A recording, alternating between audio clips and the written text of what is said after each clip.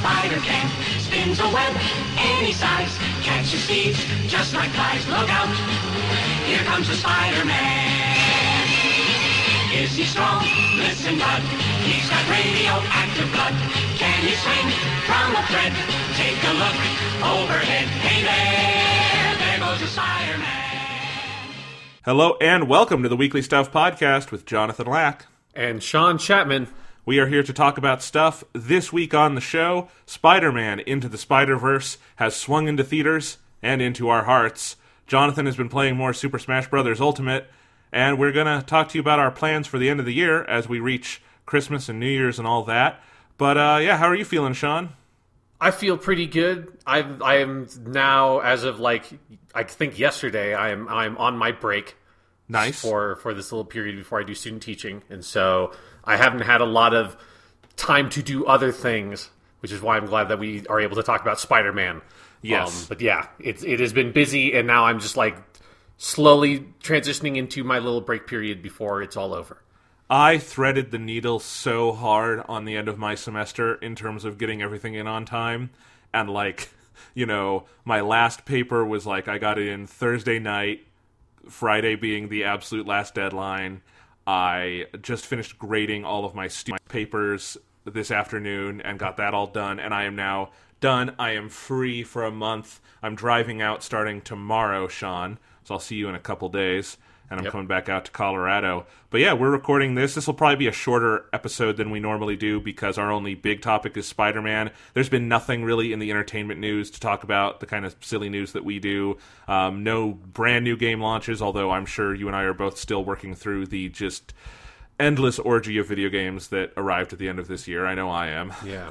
So, yeah, I'm going to talk a little bit more about Smash Bros. I'm interested to hear if you have anything else. But before we get into some housekeeping stuff here, Sean? I don't think so. All right, I've got a couple pieces of housekeeping. One is that I made a film. This is one of the things I did this semester. I was in a production class at the University of Colorado, where I got my bachelor's and my master's. We didn't really cross over and do production classes if we were film studies people, so I didn't make a lot there. In fact, all the movies I made while at Colorado were not for film classes, which was a weird thing. But I did for this. I was in a production class. It was really cool. I got to work with some of the MFAs who are always awesome people. And I made a film. It's called Foundations. It is online now. It's on YouTube. It's also on jonathanlack.com if you want to go find it really quickly. It is an experimental short film. It's about 18 minutes long. You'll hear my voice in it, the voices of some of my friends who agreed to act in the project, and original music by my brother Thomas Lack, who's a very, very talented composer and really tied the entire thing together for me. So that was really nice. And it turned out well. It was fun to shoot. I shot it all over the state of Iowa this year. And yeah, it's out there. You can watch it. It's kind of pretentious, but that's what student films are for, and I had fun. Yep. Awesome. Yeah. So that is out there. So, if you want to see me actually making something rather than criticizing other people's shit, you can watch that. It's a new experience. Let's see. Sean, let's fill the listeners in on what we've got planned for the end of the year because things can get weird. Yes. Because as you said, you're coming into Colorado tomorrow. Which is, by the time they hear this, I'm already in Colorado because we're recording this Saturday night. This will be the Monday, the 17th episode. Is what you're listening to right now. And we're going to have episodes the next 2 Mondays. That's the weird thing, is we're not breaking the timeline here at all. So we have a week from today when you're listening to this is December 24th, which is Christmas Eve for those of us who celebrate it. And for the rest of us, you still get the day off, so that's pretty nice. One benefit of, Christian dominance over the government is we do get a couple holidays out of it. Otherwise, I'm not sure there's much of a benefit. But there you go. But yes, and on December 24th, Sean, I'm keeping it a surprise, but I have a plan. We're going to do a very silly, fun episode. At least one topic. We'll talk about other stuff as well that's more topical. But I have a Christmas-themed thing we're going to review, and it's going to be a blast. I'm excited because it is so a secret that you have not actually told me what it is yet. I know. You just told me there's a secret thing we're going to do. It very much relies on you will be reacting to it in real time on the show. Okay. Yeah. Well, so I'm looking forward to that then. So we'll record that in the next couple of days. That'll be pre-recorded a little bit. and we're going to do that. And then December 31st, the last day of the year, happens to fall on a Monday, which is when we release episodes. So the last episode of the year will be on December 31st. It'll be on New Year's Eve, and that'll be our end of the year show where we we do our top 10 games of the year and do all of our awards and honorable mentions and other things. And I am very happy, Sean, that it shook out this way, and we have the entire month of December to get this together because my list ain't ready yet. Yeah, neither is mine. No, so I'm really, now that I'm done with school, that is the project the next 2 weeks for me is to finish playing things. I have a couple of games on my docket that are indie games that should only take a day to do, but I haven't gotten to yet. I like to write up notes for all of these. I want to go replay stuff, and this has been a crazy year. I don't know about you, but my short list has 16 games on it. Yeah, no, I was looking at it the other day, and it's too much. And like with you, there's a couple that I know I'll be able to put in between now and then, and it's bad. I know. So we'll get there, but that'll be 2 weeks from now. So yeah, and then we're going to have a couple of pre-recorded episodes after that we're going to knock out while you and I are together in Colorado, and those will get us through maybe the beginning of January while you and I are getting back into the swing of, adult life. But we will make sure you guys have a show, and it should be fun. And finally, to help kick us into the new year, we still need to do voting on our next podcast movie retrospective series, Sean. So I thought you and I would we have not gotten any suggestions, so it seems like people are happy with the choices we made. So let's narrow this down to 4, Sean, from the choices I have, and then I will put this out as a poll later this week. So follow me on Twitter, @JonathanLack. Very easy to find. You can also, jonathanlack.com. My Twitter is right there on the right-hand side of the page, and you can vote in this poll. I'll retweet it a couple times, and we'll leave it going for a couple of days. But, Sean, we had the Dark Knight trilogy, the Lord of the Rings trilogy, Sergio Leone's Dollars trilogy, Harry Potter movies, !, original Muppets trilogy, all 26 Zatoichi movies, ... or fewer. That is 6 items. What 2 would you cut? I think it's a very easy choice for me. Harry Potter and Muppets Goes. Okay. Maybe we'll come back to those, but we'll take those off for now. I also had on the list Evangelion. We talked about maybe doing that when it comes out on Netflix, but it's not out on Netflix yet, so it gets cut. All right. So I will put these up, and people can vote between Batman, Lord of the Rings, Sergio Leone, and all 26 Zatoichi movies or fewer. Yes. Yes. Probably not all 26. It all depends on you, Jonathan. If Zatoichi gets voted, I am fine with rewatching all the Zatoichi movies. This becomes the weekly Zatoichi podcast. I've been waiting for it. That'll last us half a fucking year. We get a partnership with Criterion and just get it going. Yeah, all right. Anyway, we will look into that. I will put that up as a poll, but we will be choosing between those. And finally, why don't we end this section with a couple of listener questions, Sean?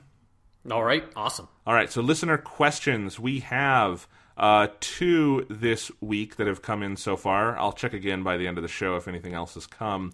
But we have from J.M. Baxter asks, any more thoughts on the localizations of Persona 3 and Persona 5 Dancing? I can't stop playing either of them. Well, we certainly understand that sentiment. When they were out in Japanese, I know you and I both had the same, these are hard to stop playing.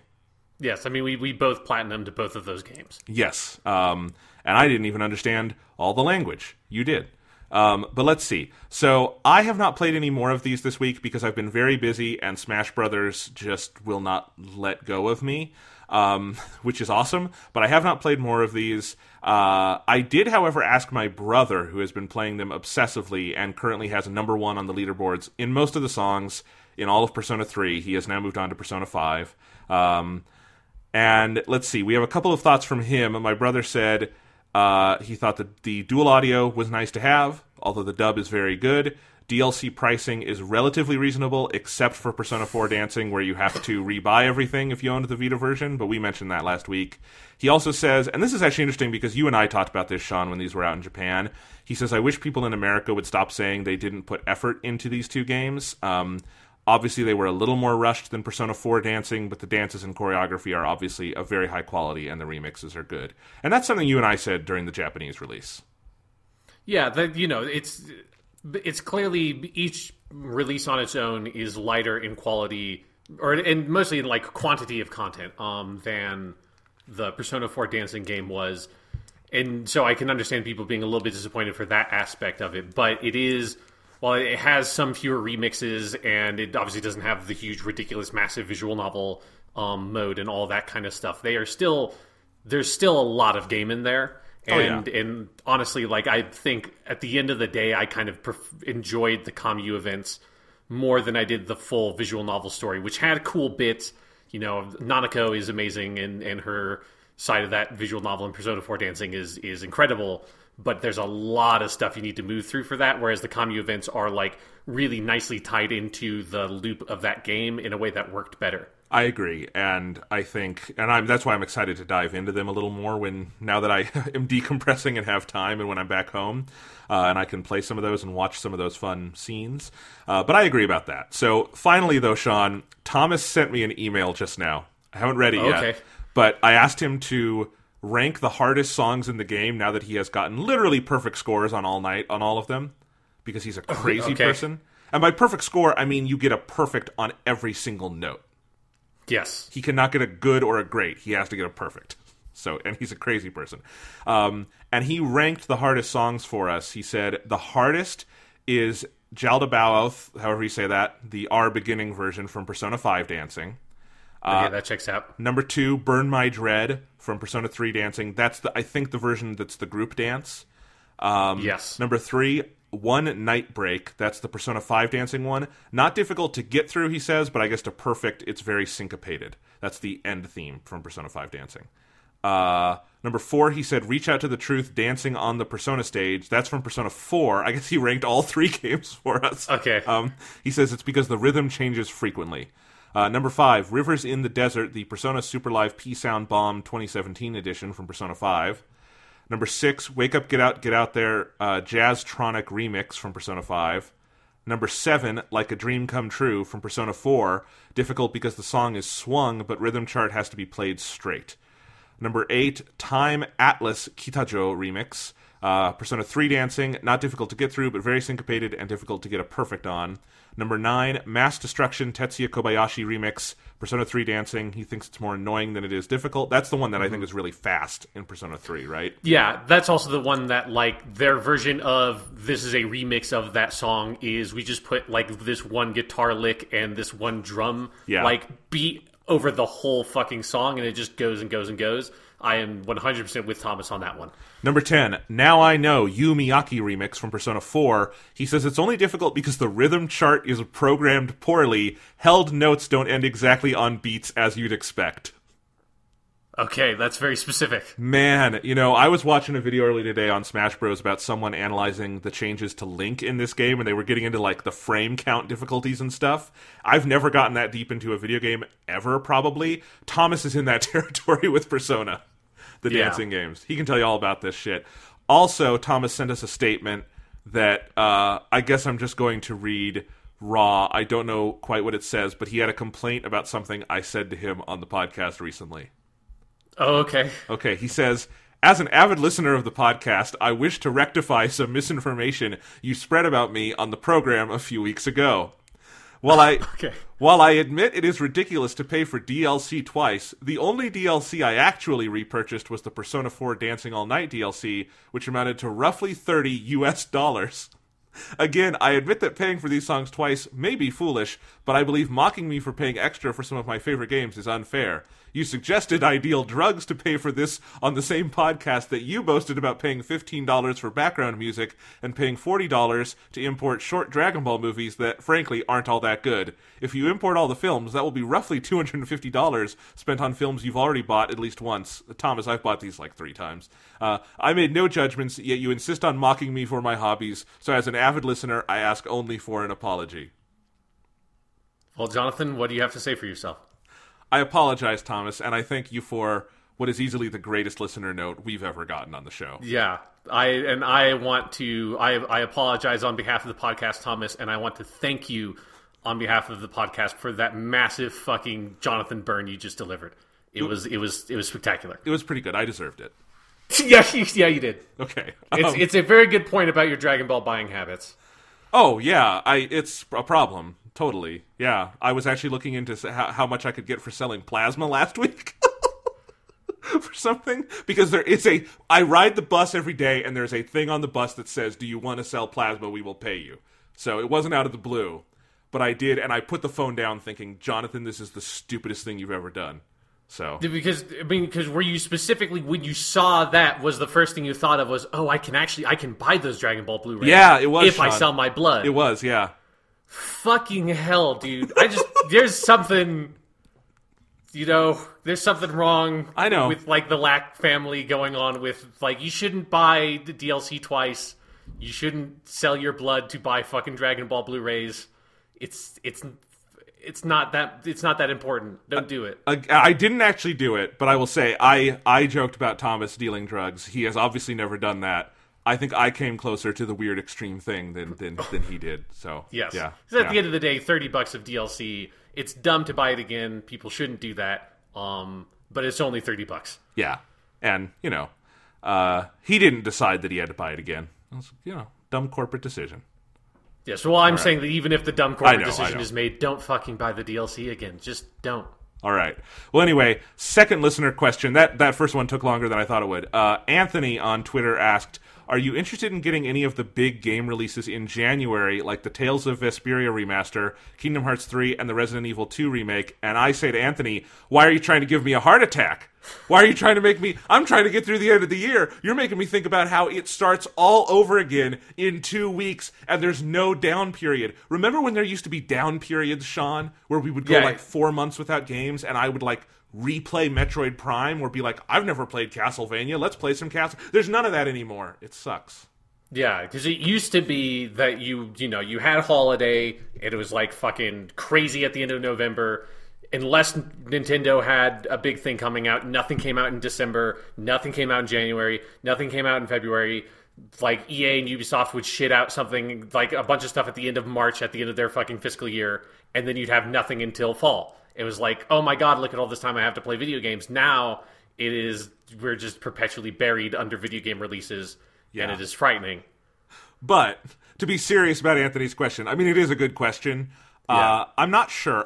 Kingdom Hearts 3 is the one I'm almost certainly going to play because I'm so fascinated in it, and I think it will be grade A podcast content, especially if I do my plan of not learning anything about the franchise before playing it.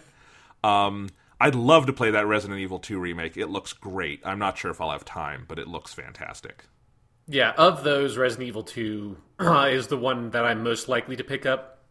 I have not made any specific decisions on any of those games because none of them are must-plays for me. In Kingdom Hearts 3, I think we floated the idea of what if I played the Japanese version of that game, which that's still a possibility. That could be fun. But I'm certainly not committed to that. Definitely not at the beginning of student teaching. I'm not committing to anything. No, it's all good. We have to figure out also if Kingdom Hearts 3 is going to have dual audio, which I do not believe has been confirmed. So it would be awesome if it did have that. And most Japanese games have that now. Kingdom Hearts 3 is in a weird case where there's all this licensing with the Disney characters, and then you get Japanese voice actors who sometimes have their own licensing deals, especially when it's tied to movies and products like that. So we shall see. But yes, that's probably the one. Tales of Vesperia remaster sounds cool. I'm not super into that series, and I definitely don't have time for a JRPG like that at this time. Although one day I'd love to play a Tales game. Yeah, it's always a franchise I've been interested in from the outside. I would like to play it at some point, but as we said, there's no down period, so we don't have the period where I can be just fuck it, I'm just going to play Dragon Quest 1 and 2. Yeah. That just doesn't happen. I know, it's too bad. All right, Sean, you want to do some stuff? What have you been up to? Anything before now we're just clearing the deck before we talk about Spider-Man. Yeah, so I've still been playing Hitman 2. I'm almost done with the America level, whatever the neighborhood is. I have not quite moved on to the last level yet. Because I spent more time in Mumbai than I was expecting to, because I really like that map. It is one that I wasn't super into at first, but the more I played it, the more it grew on me. And I think it's particularly once I realized just how much shit you can change in that map when you get involved with the Kashmirian stuff, and that there's... So the whole setup for the Mumbai map is you have 3 targets, one of whom you don't know their identity, and there are a bunch of different ways that you can sort of figure out their identity and kill them. And all of the targets are kind of interrelated because they think they're part of the same pirate gang or something in the past. And so the two targets whose names you know have hired the same assassin to kill each other, and this assassin is trying to play that situation so that he can kill both those targets and then meet the third target, who's actually like the maelstrom or whatever, who controls this whole area so that he gets in on that guy's good side. And so that's like this whole setup. And if you find the Kashmirian in the level and you access his information, you can then impersonate him in different ways, which moves the targets and causes them to meet with different characters and stuff like that.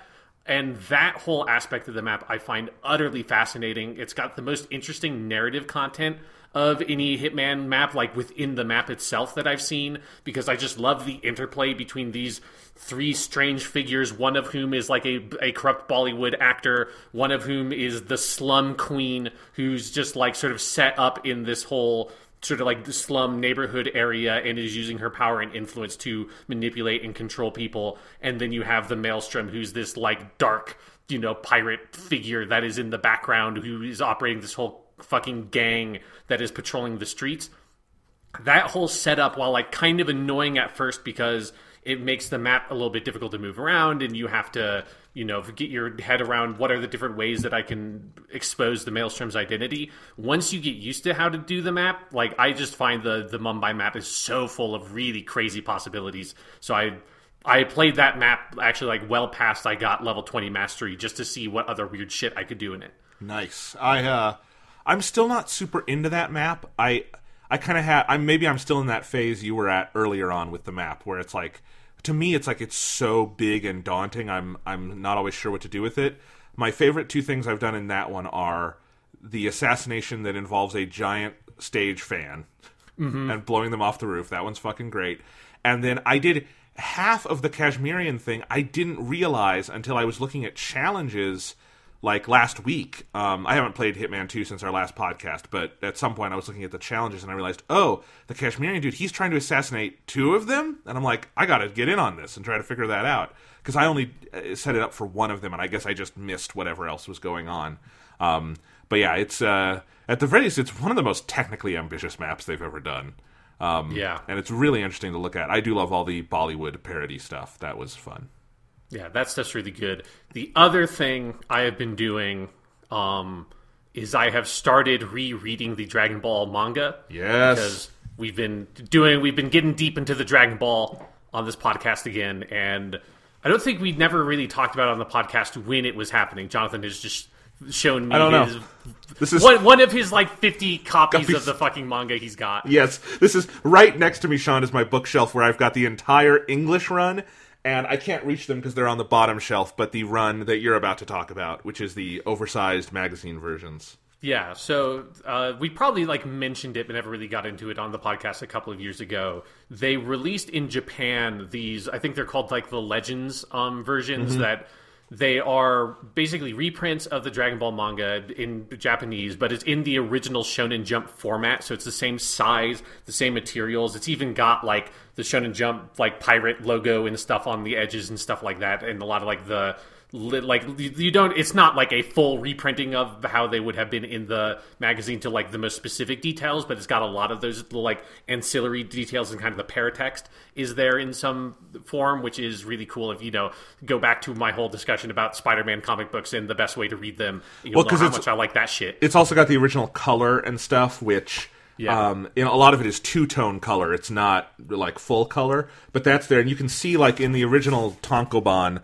the graphic novels, and this is like this in Japanese as well, they just would grayscale it, so you get all of that. And yeah, the manga had never been reprinted in its original Shonen Jump size, which is so cool because it's part of the experience. He was drawing it to be seen at that size, not at this little digest size. Yeah, and so it's a really awesome way to read it. Obviously, they were only released in Japan, and so I imported them in Japanese, and then this is 2 or 3 years ago. So it was one of the first big things I did of reading something entirely in Japanese, and so now I'm rereading them through again, and it's nice now because I don't have to wait between volumes to get the next one coming in, so I can just move from one to the next. So because I'm right at the end of the second volume, which is the first Tenkaichi Budokai thing. I'm right before where Goku and Jackie Chun do the fight in the finals. So good. And one thing that's really interesting is the first volume, which is just that full first story arc of Goku and Bulma going and collecting the Dragon Balls, and with Emperor Pilaf at the end and all that.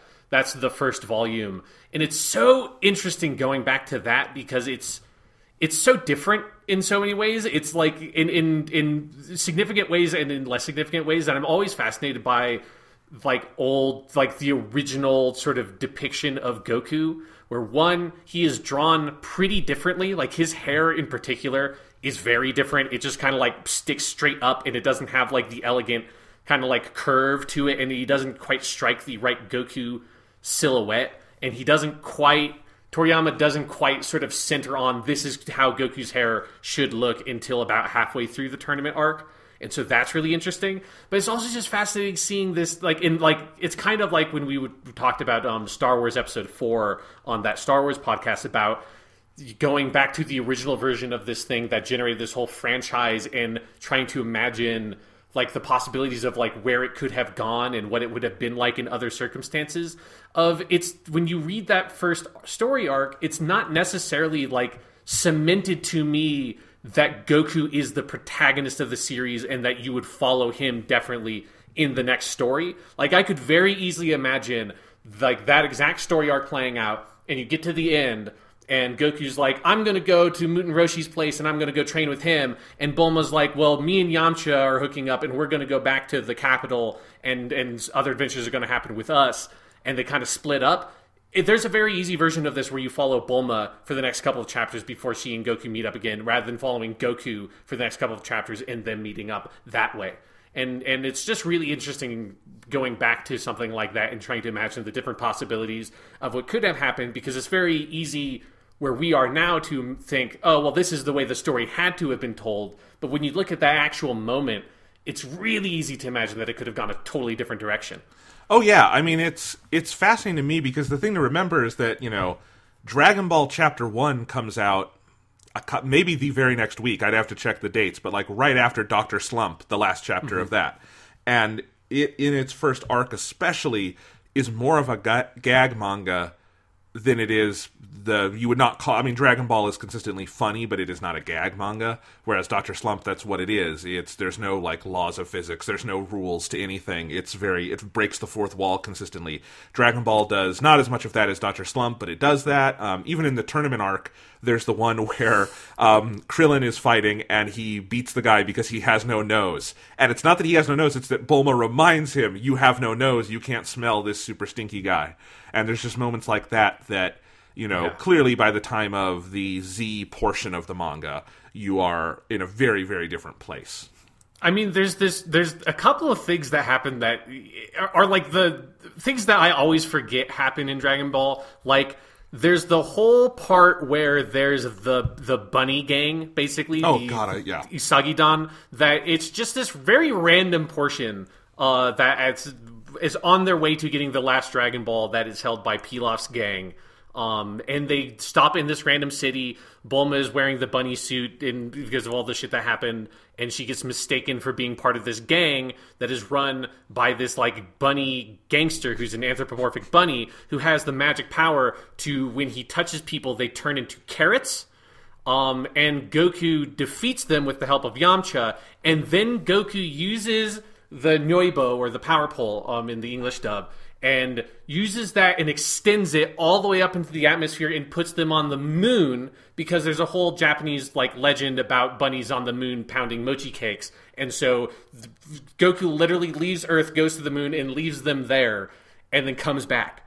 And it's one of those things where, as you're saying, there's like while Dragon Ball is never quite a gag manga, you can see so much of the Dr. Slump in that beginning bit, because there's little gags like that. There's Emperor Pilaf, his first appearance, he just straight up, there's a full page where he just breaks the fourth wall and is talking about how Mai says some joke that's like a kind of a dirty joke, and Pilaf says, you can't say that. We're in Shonen Jump. You can't just say a dirty joke like that. We need to be more respectable. And she says, I'm sorry. And she has like a little like piece of poo on a stick as like a gag. And he says, that's the exact shit I'm talking about. You can't do that. Which is a Dr. Slump callback. Exactly, it's a Dr. Slump callback, and so there's weird fourth wall breaking. There's like weird, just like comedy, like weird little narrative cul-de-sacs, like that bunny thing, that are so unlike the narrative cul-de-sacs that Dragon Ball would kind of get into later, because it's just like, here's like 2 chapters of just random nothing bunny thing that never comes up again, is completely irrelevant, and it has nothing to do with the Dragon Balls. The bunny guy doesn't have a Dragon Ball. The bunny guy doesn't know what Dragon Balls are. He's just this random villain that you kind of take care of and dismiss in this little tiny 2-chapter arc, and then move on to where the next Dragon Ball is. It's really interesting going back to that early Dragon stuff. Well, that's the other thing, is that it's episodic at the start. Yeah. That arc there is an arc in so much as they're finding the 7 Dragon Balls, but it is chapters have a contained beginning, middle, end. There are maybe there's a 2-parter in there, but for the most part, it is like a chapter will tell a story, which is even past that arc, like where the point you are at in the tournament. We're not doing that anymore. Like maybe you'll have a fight in a chapter, but it is very clearly a serialized ongoing story, which is what Dragon Ball is for the most part. Dr. Slump there's continuity, but there's really not story arcs, and it is just every week you read a new story with Arale and friends, and that's kind of how Dragon Ball started, and it is a fascinating evolution. Yeah. Yeah. So I've been having fun doing that, and I look forward to continuing to read the manga as I go. It's so good. He's one of the best comic artists of all time. Yeah, I definitely agree. All right. Okay, let's go ahead and move on. I am going to talk a little bit more about Super Smash Bros. Ultimate, which I've been playing the shit out of. I was actually kind of stunned to realize, Sean, despite all of the other shit I've been doing, I guess I've put in enough time. I checked my play clock. I'm 25 hours deep on Smash Ultimate in 1 week. I don't know how I did it. I don't know where the time went.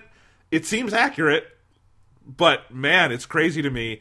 And in that 25 hours, I feel like I've barely scratched the surface. There is so much to do in this game, because that's probably, I think, my play clock on World of Light, which it keeps separate as well. There's an overall play clock you can check, and then World of Light keeps its own one. World of Light, I'm 8 hours in on that. And I've got like 20 characters in World of Light, but you can get all 74 in World of Light. So there's a lot left to go of that part of the game. In the main modes of the game, Classic Smash, all that, I have most of the fighters unlocked. I think I have 2 or 3 left. So by the time this comes out, I will have all of them unlocked, I'm sure. So I've got most everyone out. I've played probably on every stage at this point, through World of Light and the other things, but I'm not even sure about that.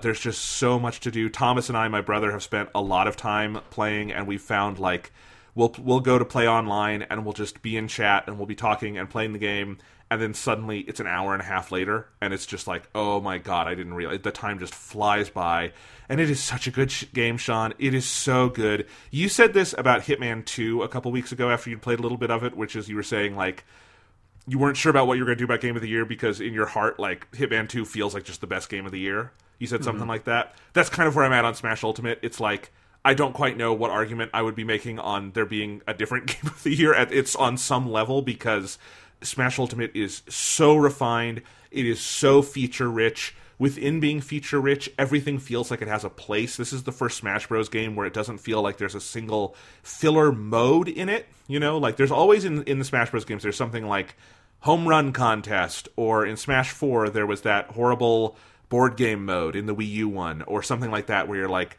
this is not, or Board the Targets in the original N64 game, where you're like, this is fine, it's not bad, but like, I'm not going to play this, you know? Yeah. There's none of that in here. I want to play everything that the game has to offer.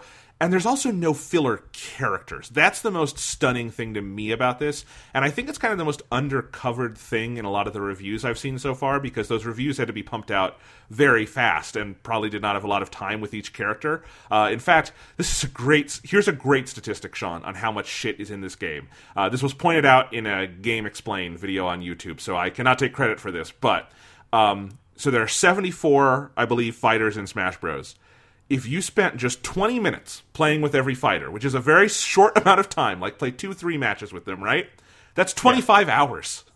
If you just spent 20 minutes with each fighter, you would spend 24 hours of time. It is crazy on that level. And what I've found so far, having not spent 20 minutes with every character, but, you know, a lot of time with many of the characters, is I'm stunned by how good every character is. And it goes for the entire roster, which feels like every character feels more clearly defined to me than ever. The different categories of characters feel more defined and usable to me than ever. There's no character I've played so far where I feel like this is a filler character or this is one I can't imagine using. There are ones that are not to my personal play style, which is going to happen in any fighting game. But like there is every character in this game, someone is going to love that character. And with a roster this fucking big, that is mind-boggling to me. And where I really feel it is with the newcomers. There are, I believe, of characters who are purely, completely new. You have Inkling, Isabel, Simon and Richter, Ridley, King K. Rool, and Incineroar. And each of these characters are so good. They're so interesting. They're so fully fleshed out. They take so much use of the license, whatever that is, and whatever the character is, and they're so fan servicey in the best ways, but they're also like really interesting fighters who play differently than a lot of other characters. They play differently than each other. There's so much attention to detail, a lot of gameplay depth. I could see each of these becoming a favorite. I really do like all of them. Isabel is the most terrifying fighter in the game. I don't know if you've seen any of this, Sean, but Isabel will kick your fucking ass. And my brother Thomas has gotten pretty good with Isabel, and I don't know if I've beaten him when he's playing Isabel, because Isabel is terrifying. Isabel has a fishing rod that she uses to, like, she swings it out and then picks people up with it and tosses them around, and she can also, like, plant one of those gyroid things in the ground, and then you will walk over it as a trap, and it'll just launch you into the air, and there's all these things. She's terrifying. Incineroar is just really fun and fluid. Incineroar and Ridley are actually pretty similar. King K. Rool is maybe my favorite heavy in the game, because he's heavy, but he also has a mobility that a lot of the other heavies, like Bowser or some, don't have. And the biggest revelation for me is Simon and Richter. Like, I'm not a huge Castlevania fan, but I like Castlevania. Like, I like the music and the visuals and everything. And they've gotten Simon and Richter so right. Like, the walk, all of their B special moves are the different specials from the game. Like, the cross and the axe is their neutral special. My favorite one is the holy water, where they throw it on the ground and fire comes up, which someone had a great tweet about this, which that means technically every fighter in this game who is not Simon and Richter is a demon, because they are affected by holy water. It checks out. It checks out. But there's just, those two are the ones like I kind of want to get good at more than any of the other new ones. Just because they're so interesting from like a mechanical standpoint to me. They're really cool to play as, and I really like Richter is like a little faster, which is neat. So all of those are great. The returning characters, though, this is where I've really been surprised, is how much of the returning roster has been tweaked. Like, if a character... So they now designate characters as primary fighters and echo fighters. And echo fighters is what we used to call, like, clones. Like, in Smash Bros. Melee, there were a lot of clones. Like, Falco is clearly a clone of Fox. Pichu is a weaker clone of Pikachu, those sorts of things, right?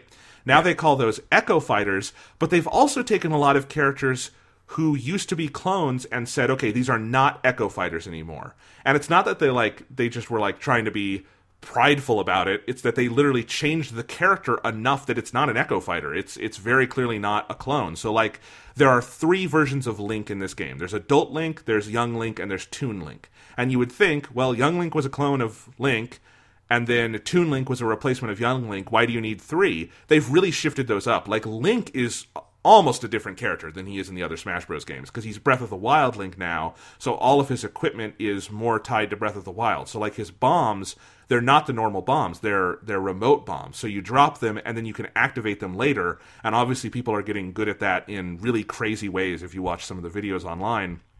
Young Link is just awesome because it's a really cool HD version of Ocarina of Time Link with he's got the Kokiri shield, which is awesome, the wooden one, and he's got fire arrows, which is really cool, and it's just a really cool version of the character who's more like the traditional Link, but also will remind you of Ocarina of Time, and he's my favorite of the 3. And then you've got Toon Link, who has also been tweaked to be different, and so you have these 3 Links, and they're really unique from one another. And then you've got characters like Wolf and Falco and Dr. Mario, and all of those in the past were just that's Fox, or that is Mario, just with a different skin, and that's not what they are at all anymore. Like, Dr. Mario plays really differently than regular Mario now. Like, they've taken his up B attack and completely shifted it. He does not anymore. Like, Mario's up B is the one that does the coin attack on people. It doesn't do that anymore.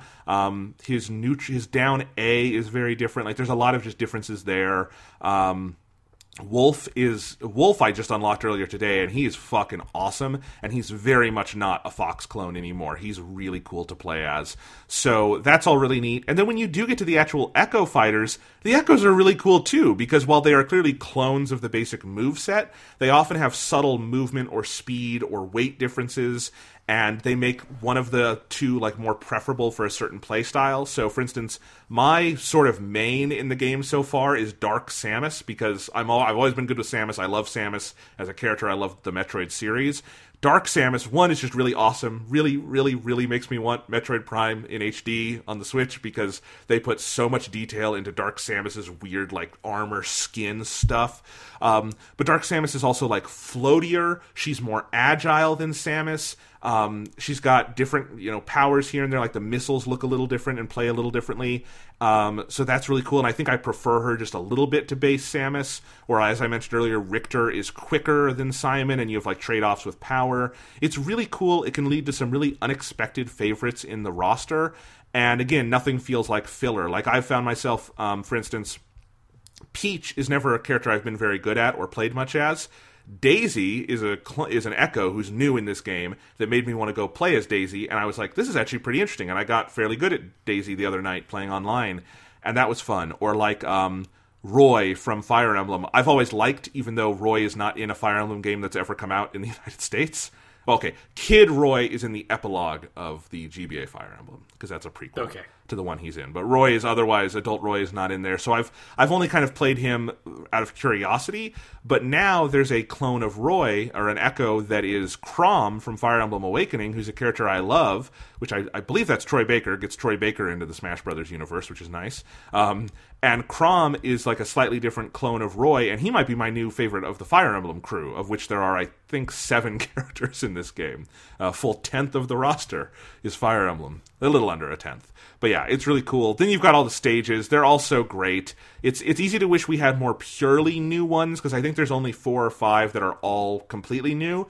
But if you look at all the old ones, of which there are dozens and dozens, because there's over 100 stages, they've done so much graphical work to bring the graphics and the visuals up to par with the new stages, and so they all kind of look on a graphical parity with one another, and that's really neat, because that was not the case before. If you played Smash Brawl, or especially Smash 4 did this, they kind of would tend to look muddy. They looked like they had just ported the stage across. They didn't like replace textures and stuff. They've done a lot of that in this game to make them look really cool. You've got the stage morph feature, which is awesome. More fighting between this and Dragon Ball FighterZ, which also does a stage shift mechanic sometimes.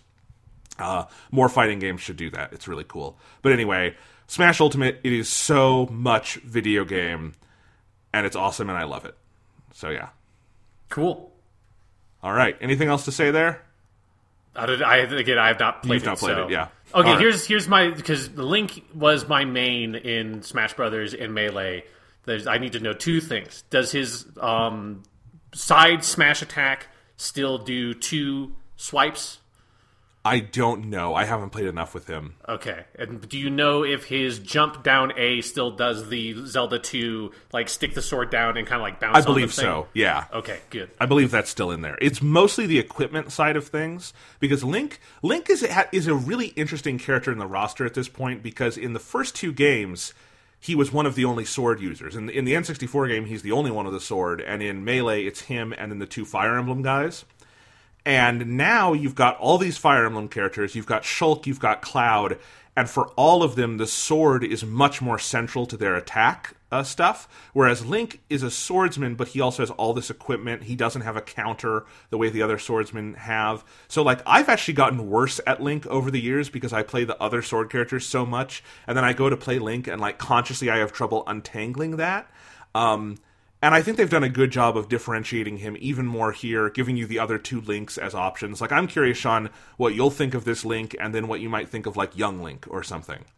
Yeah, because Link was always an interesting character to me, and one of the reasons why I liked him was he always felt like a character for whom his, like, special B moves are, like, really secondary to the character, which is, like, true for, like, basically every character. It's your, like, normal attacks are what, as with any fighting game, your normal attacks should be your bread and butter, should be, like, the basics of what you're doing. With Link, it was always like, Like, his bow and arrow can be useful in specific circumstances. The bomb can be kind of useful in specific circumstances. But like the equipment and his B moves are so specialized, and other than his up B, are not usually like particularly useful for dealing damage or knocking people off the stage. They're more for like stopping someone from getting up and like canceling out a jump or like an up B attack or something like that. And it was so much about his smash attacks, and his normal attacks were really powerful. That's why I like playing as him. Yeah, Ganondorf and Zelda have also had pretty significant overhauls. Like the entire Zelda crew has been really refined, which is an interesting thing. Because there's a good amount of them. There's Zelda, there's Ganondorf, and then 3 Links. So I guess there's 5 overall from that franchise. And they're all really cool. So yeah. All right, let's go ahead and move on to our main event today, Sean, which is Spider-Man Into the Spider-Verse. This has been a good year for Spider-Man. It has been a good year for Spider-Man on this podcast, where obviously we reviewed the new game on PS4, which was outstanding. We talked about all 3 of the Sam Raimi films, which are really cool. You have been reading a bunch of Spider-Man comics and been telling us about those. And now, to end the year, we have what might be the best Spider-Man thing of the year. It's hard to compare this to the game, but it's really good. It's definitely competitive with that. We have Spider-Man Into the Spider-Verse. We will do spoilers on the movie in a little bit. Let's start with just spoiler-free reactions. Sean, I'm just going to read the first thing I tweeted out last night after seeing the movie, and then I want to hear your take. But this is definitely this was my first blush take. Spider-Man Into the Spider-Verse is so ludicrously good, it makes me retroactively disappointed in the last 20 years of superhero and CGI animated films that don't possess 1/10 the aesthetic skill or imagination of this film, and in most cases, 1/10 of its heart. Yes. Yes, that is my addition to that statement. Yes, that is all true. Yes, it's like one of the things that's interesting about Spider-Man Into the Spider-Verse is it's kind of like there are like 3 different sort of like ways I react to the movie. There's me reacting to it as a Spider-Man fan, there's me reacting to it as a fan of good movies, and then there's me reacting to it as a fan of animated like films and in TV and stuff like that. And it's Spider-Man Into the Spider-Verse is exceptional in all 3 of those realms. Yes.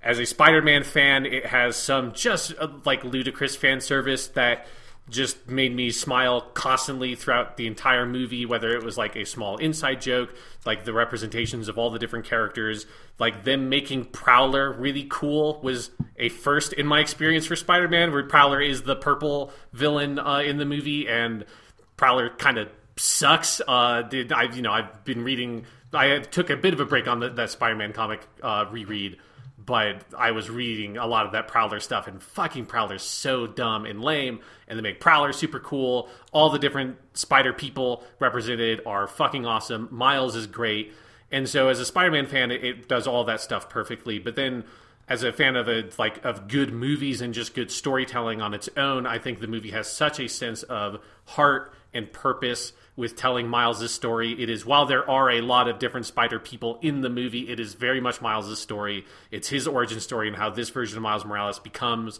Spider-Man by the end. I think the message of the movie that anybody can be Spider-Man, there's nothing special about Peter Parker, that anybody who can take that kind of pain and trauma and use it to help people and use it for good. That's what makes someone Spider-Man, and it has nothing to do with the superpowers necessarily. Like, the superpowers just make it easier for you to do that, but it's about having the heart and the conviction to be able to do good in the world. And I think it tells that story through the sort of character arc of Miles beautifully.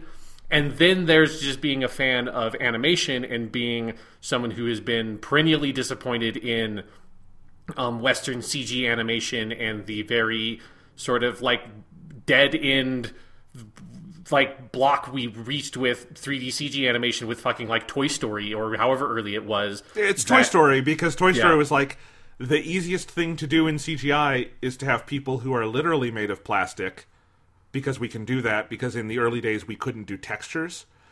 And now we just make all people look like plastic. It's a very weird thing. Yeah, and so basically every 3D CG animated movie in the West has looked like Toy Story, basically. And I know you're a big fan of the How to Train Your Dragon movies, and I haven't seen them. But like the trailer for How to Train Your Dragon 3 played before Spider-Man Into the Spider-Verse, and it looked good and it looked really well made. And I'm not trying to say that it looked bad, but it looked exactly how you would expect a movie like that to look. And then going from that trailer into Spider-Man was ridiculous. Yeah, I mean, let me recap this a little more, because maybe I watch more animation than you do. Yeah. It's just that, like, I don't want to be completely dismissive. There have obviously been a lot of really great CGI animated films, but I do think there's a similarity. There's an aesthetic box you just don't go out of much. Like, Brad Bird CGI people in, like, The Incredibles or Ratatouille look very different than, you know, How to Train Your Dragon CGI people, but they still look like CGI people, you know? Whereas, you know, if you looked at a Looney Tunes cartoon versus a Disney cartoon back in the day, those were the easiest things in the world to distinguish between, right? Because you just had a different style with hand-drawn. Or if you go watch anime, if you throw 5 different darts at 5 different anime shows, there's a good chance none of those are going to look like one another, right? Yeah. They might, but they might not, which is not the case in America. Like, How to Train Your Dragon, I agree, the people are not the most interesting character designs in that. What that series does is more of a cinematography thing that makes it stand out, is that, like, literally Roger Deakins, of all people, does, like, helps with the camera work in it, and the camera feels much more alive and dynamic in those films. And that's what distinguishes it. It's not necessarily the, like, texture of the animation itself. That's what is so interesting about Into the Spider-Verse, is it's kind of the first major American animated film. Like, the only other one I could kind of think of is something like Rango, but that kind of just went for photorealism. What this does is it completely upends the box and says, here's the box we've all been working in. We're going to go over there. We're going to go really far over there. You know, the people aren't going to look like CGI people. Like, even down to, like, the way we're going to do blur on screen, how we're going to do dimensionality, how we're going to do color latexes and things like that, or lattices, and all these different things. Like, it's all completely different. And then you get into, like, editing and stylization and all the other things. It has virtually no similarities with other American CGI animation, and that's amazing. Yeah, and there is just this, like, absurd creative vitality that goes through the whole movie, and it's the kind of thing that you could, I mean, well, you shouldn't do this because the voice acting and the sound effects and the music is all so great, but you could turn the music off and no subtitles or anything and just watch the movie and have an incredible time just looking at, like, the visual feast of what they are presenting to you and all the different visual inspirations and that, like, sense of the comic book come to life. It's one of the coolest animated things I've ever seen in my whole life. It's just incredible. Every single second looks gorgeous. It is not just, like, flashy style. It is substantive. It is used to tell things about the story, to communicate humor and communicate drama and communicate character and communicate plot really effectively and powerfully. And it's just a you know, it's a fucking cliche to say, but it's nowhere more appropriate than this movie. It is a visual feast. It is a feast for your eyes. It is something that, like, I want to just be watching it right now. I wish I could have a second screen my whole life somewhere just playing Spider-Man Into the Spider-Verse on loop, so I could just look at that and just be like, fucking holy shit, that looks so good. Yes. It's also, like, tell me if I'm wrong, Sean, This feels like the most anyone has tried to match the aesthetic substance of an actual comic book in a major, like, Hollywood production since Batman 1966. Like, maybe the Tim Burton things, but he's doing his own thing. It's Frank Miller-esque, but it's not Frank Miller. This is, we're really taking inspiration from comics. And the closest other one would be, like, Ang Lee's stupid fucking Hulk movie that just did boxes every once in a while. Yeah, like this, it's not just having, like, frames in the, like, within each other and having narrative boxes and stuff like that, and just, like, a lot of the narrative devices and the tone of the movie is all very comic booky in a very savvy way that feels like a really good modern comic book, a very good modern Spider-Man comic book. But it's just, like, the texture of the image itself. Like, it feels palpable in a, like, pulpy way. In that, like, it feels like it's on pulp paper. It feels like it has, you know, like, when going back to that Spider-Man podcast episode I referenced earlier about Dragon Ball stuff. You know, I was showing you the original issue of Spider-Man from the 60s, and why I really wanted to get the like PDF versions of those and like the scans, the digital scans versus reading the digitally recolored comics available on Marvel, was because there is a certain texture to the paper that affects everything about the way those images look, particularly the coloring and the dots, and all of that has such a specific look, and it feels so incredibly physical. Whereas, modern comics, there's a lot of advantages of digital coloring, but one thing that is lost is a certain tangible quality. And I feel like Spider-Man Into the Spider-Verse regains and like uses that very tangible quality. And that's one of the things that's nice about it. I think it being 3D animation as opposed to them doing like traditional 2D animation that can be very effective at capturing the comic book look for obvious reasons because they're both 2D. But this, it's like the characters feel like they exist in this 3D physical space you can touch, and that is really valuable to me. And I think it is able to, through that, capture something about the comic book aesthetic that no other movie has ever been able to capture. I mean, it feels like a comic book come to life, and that sounds like an insipid thing to say, like what you said about a visual feast, but that is what it is. Like, people use that term to say, like, it's colorful, it's like a comic book come to life. No. This looks like a comic book got, radioactive acids thrown on it and became a thing, Like, that's what it is, and that's an amazing... No one's tried that before, Like, we have some adaptations that are really visually striking. Ironically enough, they tend to be for television. Like, I think Batman 66 and Batman the Animated Series are probably the most engaged with the actual aesthetics of their comic books, and those aren't movies. Like, if you were an alien and came and saw, like, our most dominant, pop culture genre right now is superhero movies, but you didn't know comics were a thing humans consumed, and you watched every MCU movie, you still would not know comics are a thing humans consumed, because they're just not, like... And obviously they are informed by the comics writ large, but they are not informed by the medium that is comic books. Do you see what I mean by the difference there? Yeah, absolutely. Like, it's like what you're saying. It's the MCU movies are heavily informed by the content of the comic books from which they originate, and particularly the characters. And that's why they're very successful, is that they take what worked about those characters in that medium and translate that into these really lovable, incredible characterizations in the movies that keeps people wanting to see the next film because they want to see Captain America and they want to see Iron Man, they want to see Thor. So Spider-Man Into the Spider-Verse, like, it is... like, it's so self-knowing about its origin as a comic book, like, quite literally, in that every time it tells the origin story of another one of the Spider-Man characters in the movie, it cuts to, like, a desk or something, and a new, like, Spider-Man #1 is thrown down, but this one has Spider-Ham on the cover, this one has Spider-Woman on the cover, this one has Spider-Man Noir on the cover, and it plays that joke for every single Spider-Man that's in the movie. And it's so, again, it's so knowing about where it comes from and celebrating everything about that if, yeah, like you're saying in that Alien example, you would have to know, like, 3 minutes into the movie Spider-Man Into the Spider-Verse, the comic books exist, because comic books are everywhere in this movie. I mean, fucking Miles, early on when he first gets his spider powers, learns, like, or sort of learns and tries to replicate things that he sees in an in-universe Spider-Man comic. That is, like, I suppose in that universe, someone is trying to figure, like, imagine what would Spider-Man's first day of Spider-Man have been like, and wrote a comic book about it. And so he's actually reading this comic book and getting information from that. Like, the comic bookness of it is suffused throughout every single element of the film. And again, it's so cool, like, because it is just so rare. It is crazy that you have to go back to the 90s and then the 60s, and really that it's only with Batman to find other things that were like, we're going to pull... And with Batman, it's more of an aesthetic thing. With the 60s one, though, you have the BAMs and the kerplams and just the way they do, like, the color scheme and things like that, or, like, the tilted frames sometimes. But again, they did not have the technical advancements we have now to do this with Into the Spider-Verse. I'm going to throw a stat at you here, Sean. Okay. First off, would you and I both agree, let's just set a baseline here, this is the most visually arresting and engaging comic book movie ever made? Yes. Yeah. I feel like that's not even really in question.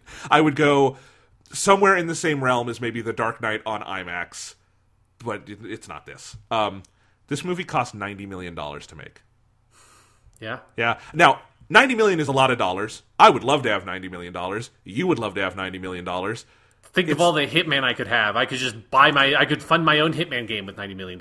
You could do, like, a battle royale setup where you, like, get real people onto a map And yes. you hunt for sports. No, 90 million is a lot. Superhero movies routinely cost 200 million, 250 million. For Avengers Infinity War, 350 million. Animated movies routinely cost 150 million, 200 million. I believe one of the most expensive movies of all time is Disney's Tangled, for reasons no one will ever understand. It cost $300 million. This cost $90 million. That's the best return on investment for like a blockbuster I've ever fucking seen in this day and age. That's amazing. Yeah. And one of the things that's really heartening about it is they've already, before the movie even came out, they greenlit a sequel and are looking at doing a Spider-Woman spin-off also. That's how good all the different Spider people are in this. I want a spin-off of every goddamn one of them. They don't all need to be features, but like, you know, I need, before Spider-Man Homecoming 2, they need to have a Peter Porker like short, like a 10-minute animated movie that they put before Spider-Man Homecoming 2. I guess it's called Spider-Man Far From Home. We know the title now. But before Spider-Man Far From Home, there should be a 10-minute animated short about Peter Porker, and if they don't have that, they're doing it wrong. Yeah, no, like I agree. They should do a fucking TV show or something. They should do little shorts. They should do something. They should just get some great anime studio out of Japan to just do a Penny Parker anime. I so desperately want that. All right, we're verging into spoiler territory here. So before we get into spoilers, one thing I really quickly want to do is just make sure we name the people who made the movie, because I think this is getting lost in the equation a little bit, which happens with animation, because animation directors are not like as famous sometimes. But this had a trio of directors: Bob Persichetti, Peter Ramsey, and Rodney Rothman. It was written by Phil Lord and Chris Miller, and Rodney Rothman, the co-director. And man, crazy amount of talent. Each one of these guys should be getting gig upon gig after this, like, because that's the thing, is also like, this is a crazy acclaimed movie.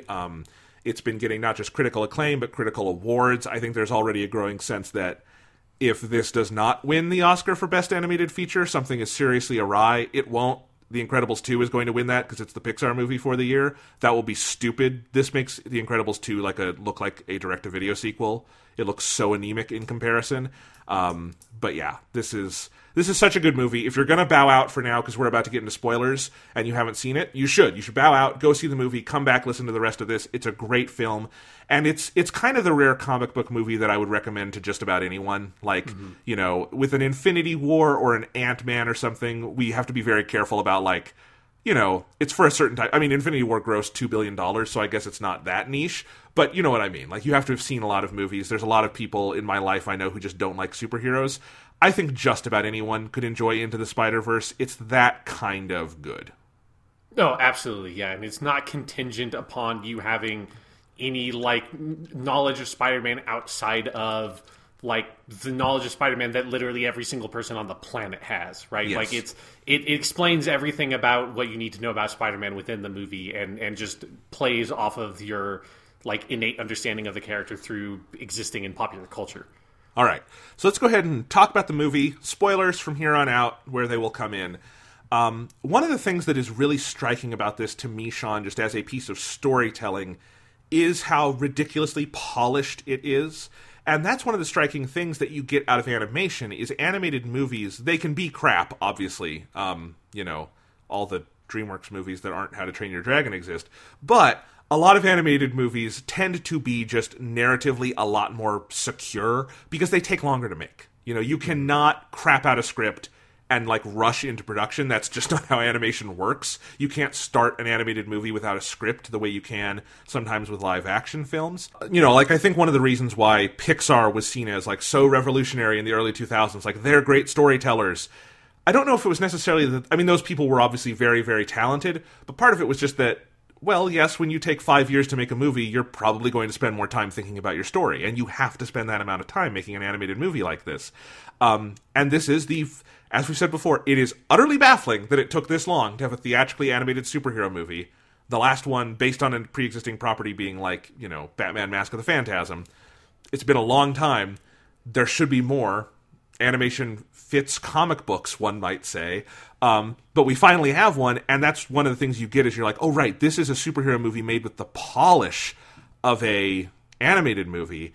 And that's a really refreshing thing for me. Like, just how much, like, there's such economy to the movie. Every scene has weight.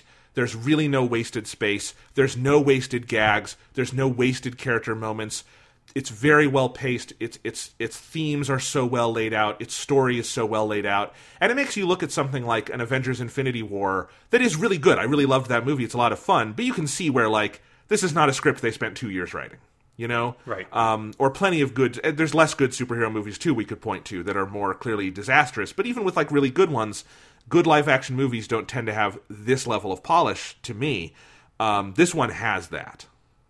Yeah, and I think it's a combination of that they take so long to make, and, like, since you're animating it, like, people have to sit down and craft every single moment. Like, you can't... obviously, like, this is very reductive to the process of filming a live-action movie. But you can't just, like, go to a location, put some actors on screen, and start filming something, and then say, we'll figure it out in the edit, and just, like, film a bunch of scenes and be like, oh, we can cut out that subplot, oh, we can bring this in. It's like, what you're animating, you've storyboarded the whole thing, you've gone over it over and over again, because you're not going to spend, you know, millions of dollars paying people to animate scenes that you're going to fucking cut.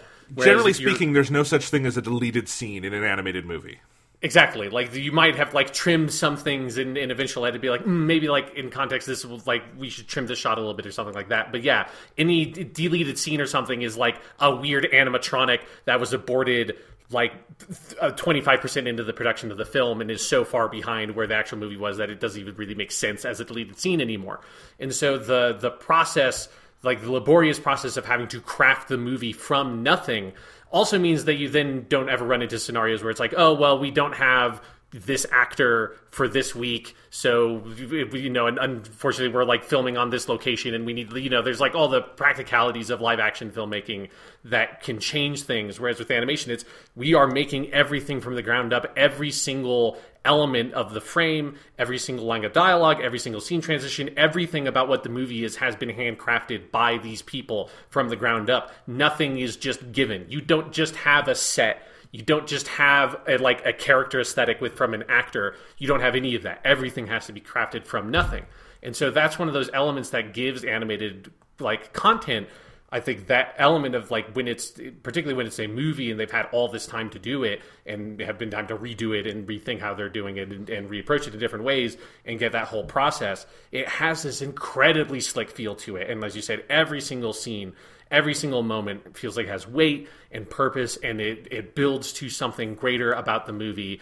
And so that is on full display in Spider-Man Into the Spider-Verse. And the other thing that is so impressive about it is, this is one thing I was thinking about while watching the movie, was, like, you know, in relation to my Doctor Who fandom, is it reminded me a little bit of Doctor Who, because Spider-Man Into the Spider-Verse, like with Doctor Who, has bitten off way more than most things could ever even think of chewing, because this is a movie that has... How many Spider-Mans does this movie have? It has Miles, it has original Peter, it has the old Peter that comes in, it has Gwen Spider-Woman, it has Spider-Man Noir, it has Penny Parker, and it has Spider-Ham. Yes, so that's 7. Yeah, is 7 Spider people in the main movie, and then a cameo of Spider-Man 2099 in the post-credits scene. And a cameo by Spider-Man of the 60s, don't forget. Yes, that's a fair point also. But in the main movie, there are 7 Spider people you have to juggle.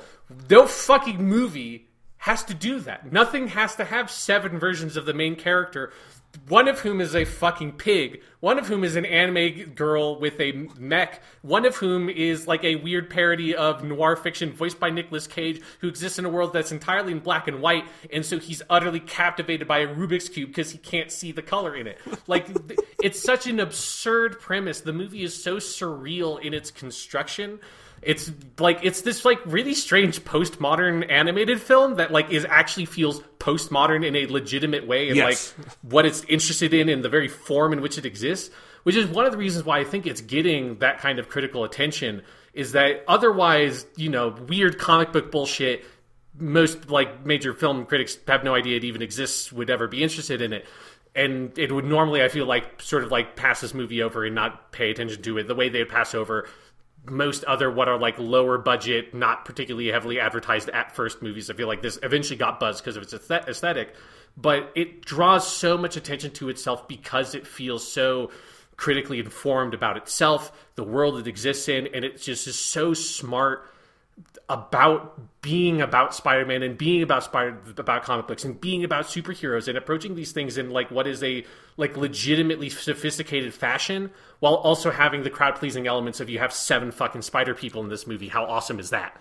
Oh, I think I could totally, if I had the time and energy at this point at the end of the year, write an article about how Into the Spider-Verse feels to me like the absolute best version of every pop culture trend we have right now in movies.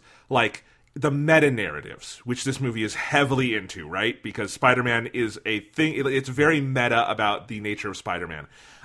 The direct address to the audience, the gendered and racialized recasting of pop culture figures, which is a big thing right now. It does all of that with such aplomb, and it uses all those different powers for such good.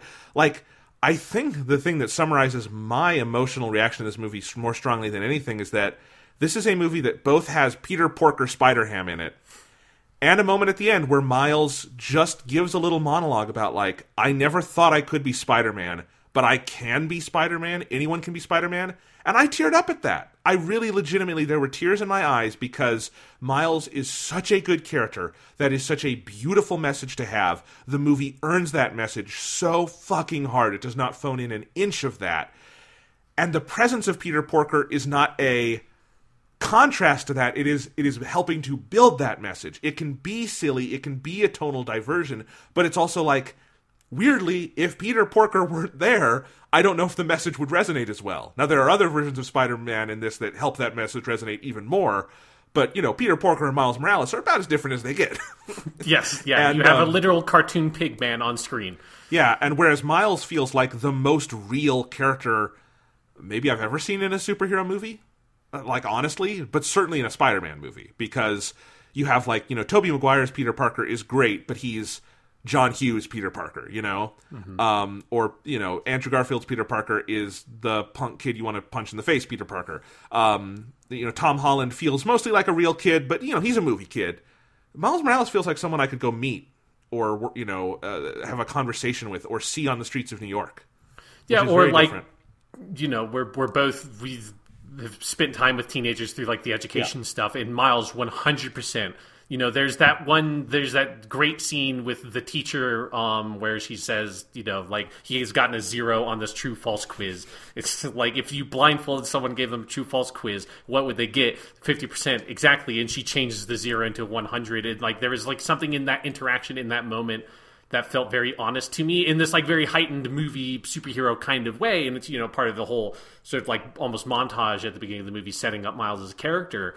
But it feels so honest and true, and like you said, there's such a reality to Miles and his vulnerabilities, and I love just that, how his sort of like character weakness of like kind of self-doubt and not wanting to put himself out there as much and being afraid kind of being at this like really prestigious school and being afraid of being Spider-Man and wanting to be those things but can't quite put his all into it is so relatable and is so true about that character.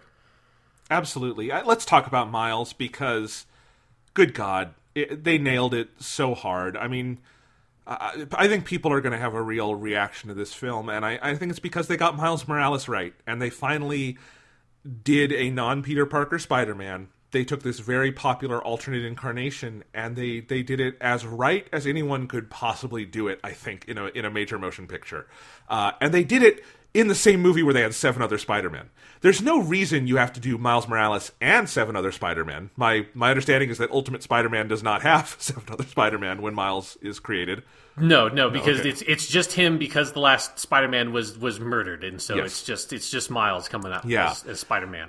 But they blend it all so perfectly, and if I had any one worry going into the Spider-Verse, because it looked awesome, my one worry was that is the Miles Morales story going to get overwhelmed by all the other stuff? I was definitely concerned about that.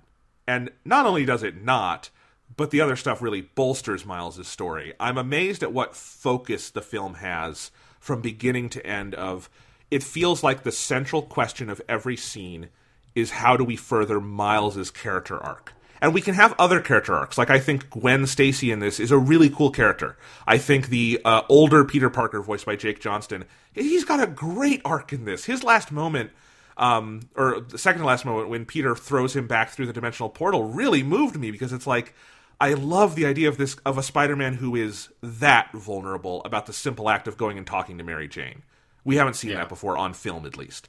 And yet, all of that stuff is ultimately, it is all in favor of Miles' character arc. Like, there's a lot of time spent on Miles and his family, and getting to know his dad, and his mom, and his uncle, and oh my god, his dad has a scene in this that will break your fucking heart. It is beginning of Up level animated heartstring tugging, you know? And also just a level of, like, real that you don't usually see in this kind of movie, of like a I mean, because it's an allegory for a kind of conversation that sadly is common in America in a lot of ways, and the way they do it is just beautiful and touching and raw and moving.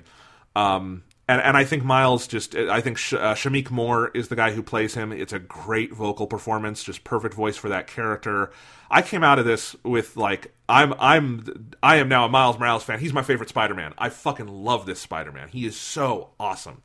And I think it's just so awesome, and it's so heartening to see this happen, because we so rarely see a development in comic books trickle out into the larger popular culture anymore. It, like, almost never happens. It's almost never happened since, like, the Silver Age of comics. And there's, like, a couple of things that will, like, sort of sneak into the movies that maybe people kind of get to know, something like X-23 and Logan a little bit, but not really. Probably the latest thing would be Guardians of the Galaxy, which is an older comic, but the team that is in the movies is from, like, 2009, if I'm not mistaken. Yeah, that's a good catch. Yes, Guardians of the Galaxy is probably the other one that has kind of done this, and, like, Rocket Raccoon specifically and Groot from Guardians have broached back into the larger culture. But something that's cool about Miles specifically is that he is one of what is a number of different attempts at reconfiguring different superheroes in comic books that, like, you know, whether it's Thor, and we had a female version of Thor that was Jane for a little bit. We've had, I think, a female version of Wolverine. There was a black woman who was Iron Man for a little bit. I don't think she is anymore in the comics. I don't really keep up with modern Marvel comics, so I don't know the ins and outs of all of this stuff. But there are lots and lots and lots of different, and this isn't even just a modern phenomenon. It's happened all the time. There's so many different Hulks and Wolverines and stuff that have different characters that have taken on those mantles in different ways throughout history, and throughout the history of those comic books. And none of those have ever really broken outside of that barrier. You know, you've never really seen them be depicted in any other way. And to have Miles in both Spider-Man, the video game earlier this year, in which he's a great, awesome character that, you know, I bet Insomniac is super stoked that this movie is as awesome as it is, because it just makes the hype for their next game, where you're definitely going to play as Miles, that much higher. But you have him in that game, and then now you have him starring in this movie, and it just feels like, okay, he is here. This is not a character that maybe pops up in, like, a couple of episodes of a Spider-Man cartoon, and that's as far outside the comics he gets. It feels like Miles is here. He is like a pop cultural fixture, not just in the comic books, but outside that space. And that's so cool to see. And it is such a testament to the quality of that character and the people that have taken on, like, the role and, like, the message of that character and brought him outside of that original comic book form, that it just, he feels so alive and so fully formed and so real that I can very much imagine a lot of, like, younger people watching this movie coming out of it not having realized Miles maybe was a thing going in, and then coming out and being like, is Miles in any of the comic books? Because I have to read a fucking Miles Morales Spider-Man comic book now. Oh, I felt that because I've got the Marvel Unlimited app, and now I'm like, I gotta find, like, he's in Ultimate Spider-Man, right? That's where he comes from? Yeah. Yeah, and I feel like I've got to go research, like, where does Miles Morales start? Because I would really love to read some of his early stuff, because, again, I haven't read it all. It feels like this feels more informed by, like, actual comic story arcs than a lot of comic book movies are, I'm guessing. Yeah. Well, the Spider-Verse thing itself is from a comic book arc, although that comic book arc is not about Miles, but he's in it. Yeah. But just, like, the general, like, obviously the general tenets of Miles' life are so much here, like, what they are in the original. It's Brian Michael Bendis, right? Yes, yeah, he did the Ultimate Comics Spider-Man one, yeah. Who, there's a great call out to him. There's a B. Bendis in Miles' phone in this. I don't know if you noticed that, but I like that. Yes, yeah. There's a bunch of Easter eggs in the different, because there's a handful of phone contact lists you see, and there's like a Steve Ditko one, there's a Brian Michael Bendis one. It's good. I like the idea that Miles can just call up Brian Michael Bendis. Yes, in a fourth wall metaphysical breaking kind of way, I feel like he can. Yeah. All right. What else should we say about Miles Morales and like his story arc in here? Because it really is like, I love that the movie takes it's a while into the movie before we get the multiverse thing. Like, they don't just hit the ground running with that. It is, you spend a while with Miles just on the ground being a kid. I love the different details of his story that he has, like, Peter Parker has a happy family life in that he has an uncle and an aunt who love him, but it is slightly different. It's not his mom and dad. Uncle Ben does not survive long in any incarnation.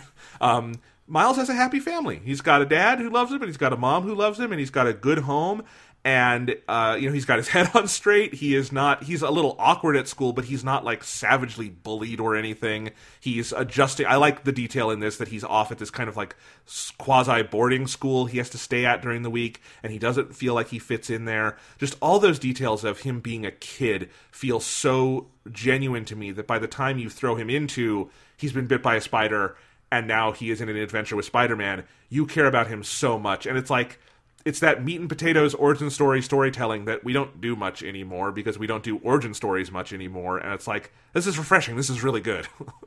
Yeah, and it's that thing of, like, the movie... I love that the movie pokes fun at the origin story thing of, like, the first thing that happens in the movie is that universe's Peter Parker saying, okay, let's do it one last time. I was bit by a radioactive spider. Uncle Ben died. Great power, great responsibility. And kind of, like, works through some of that stuff, showing... I love that they show, like, a bunch of scenes from the movies to, like, feel like, oh, this is, like, this weird idealized movie version of Peter Parker that exists in this universe that's blonde, that I find very funny that he's blonde.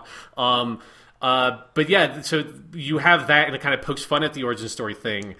But then the movie itself actually does like this really effective, super efficient origin story for Miles. And part of it is that since people don't really know Miles that well, and his origin has not been codified the way the Spider-Man origin is so codified now, down to you can never not have Uncle Ben say great power, great responsibility, even though he never originally said it. Like pop culture has shaped the Spider-Man origin in a specific way. Miles doesn't have that. And so I've not read a bunch of the Miles comics, but this is not exactly what he does. This is not exactly his thing.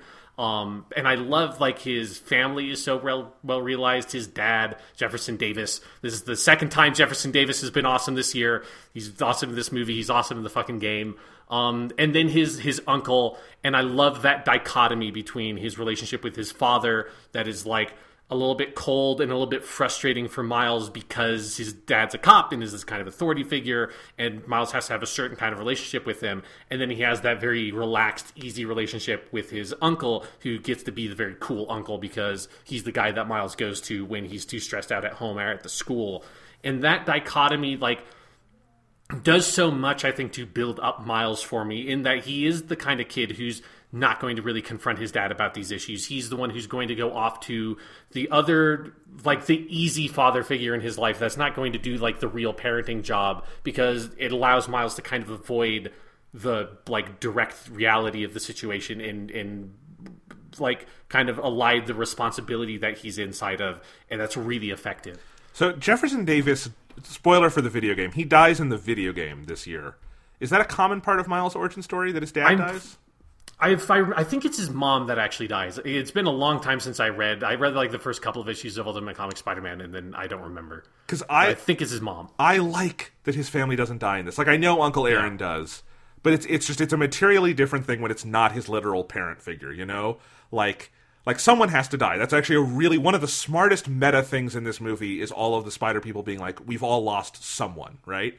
And for him, it's his Uncle Aaron. But I like that he has two parents. There's something kind of quietly radical about, like, no, he has a happy family life. Like, his parents are both there and they love him. Like, there's not enough of that. Like, many superheroes, many Disney heroes, just heroes in general always have to have an absent father or mother figure. And I really hope if they do sequels to this, they don't, like, wind up killing one of his parents. I want him to have his parents. It is so nice for him to just have his parents.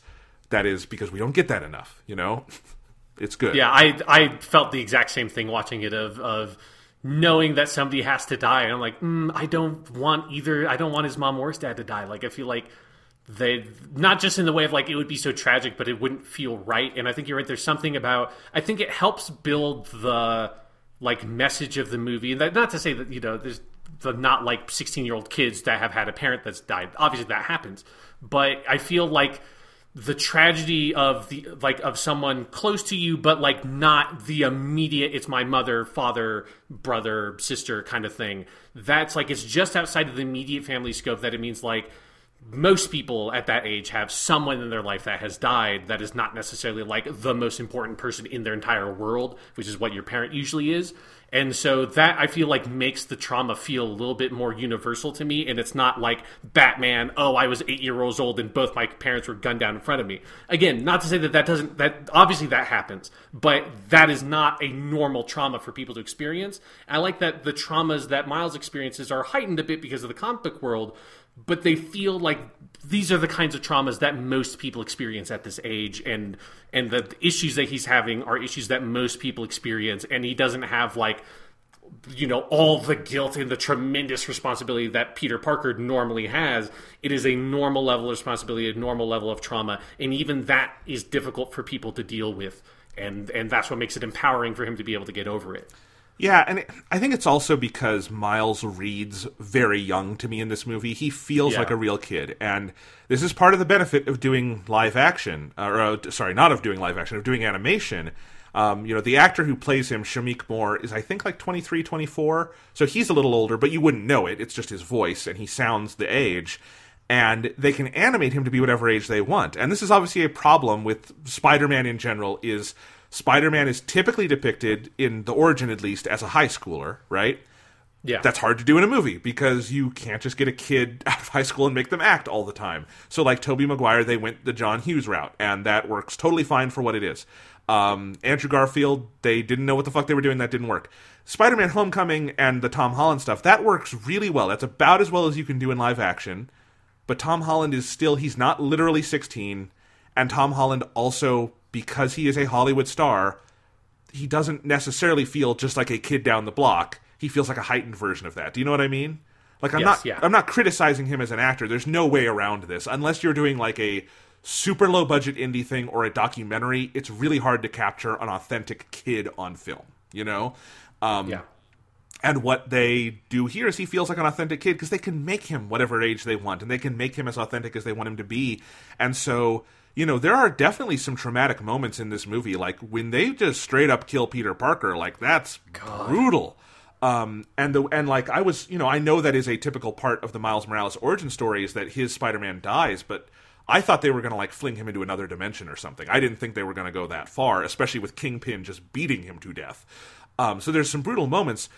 But if this Miles Morales, who felt this much like a 15-year-old kid to me, his dad died, I don't know how you get... That's what the movie's about at that point. Like, you can't have him be Spider-Man. He would be broken inside, because that's what you would be at that age if your beloved father or mother died.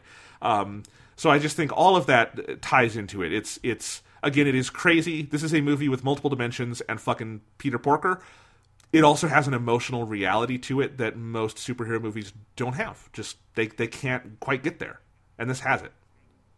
Yeah, and I think part of it is that, like, the weird, heightened, ridiculous comic book stuff helps make that emotional reality somehow more potent and, like, feel more real. It's the anchor, you know? Like, there's not as much... Like, again, I love something like Infinity War. It's a ton of fun. I don't think an Infinity War has the same kind of anchor where you can come back to something and it pulls you to reality the same way, right?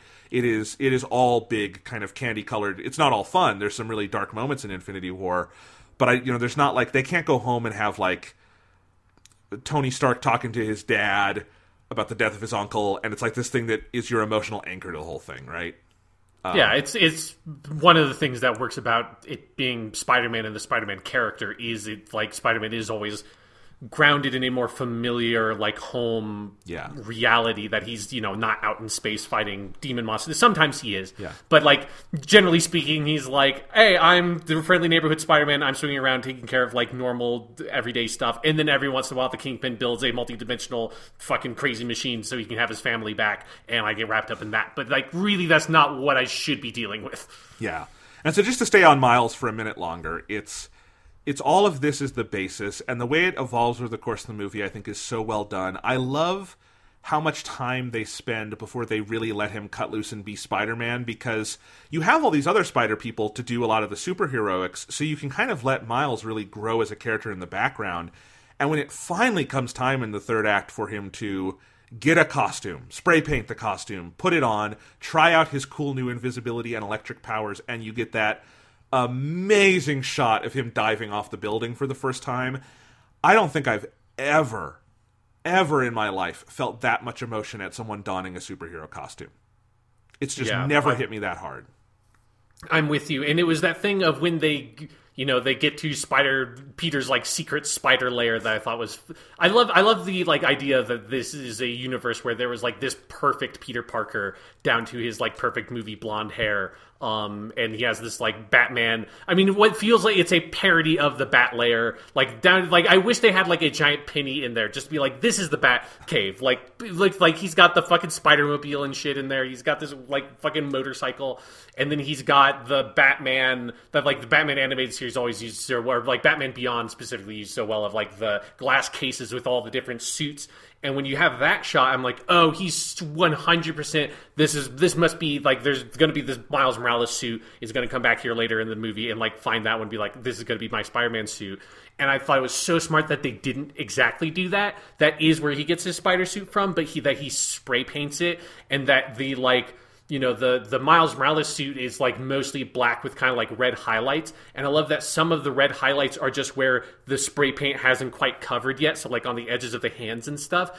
It's such a cool way of evoking the Miles Morales Spider-Man design while keeping it really original for this movie. I just thought that was such a slick touch. It's such a slick touch. It's so character motivated. The music they use in that sequence is amazing.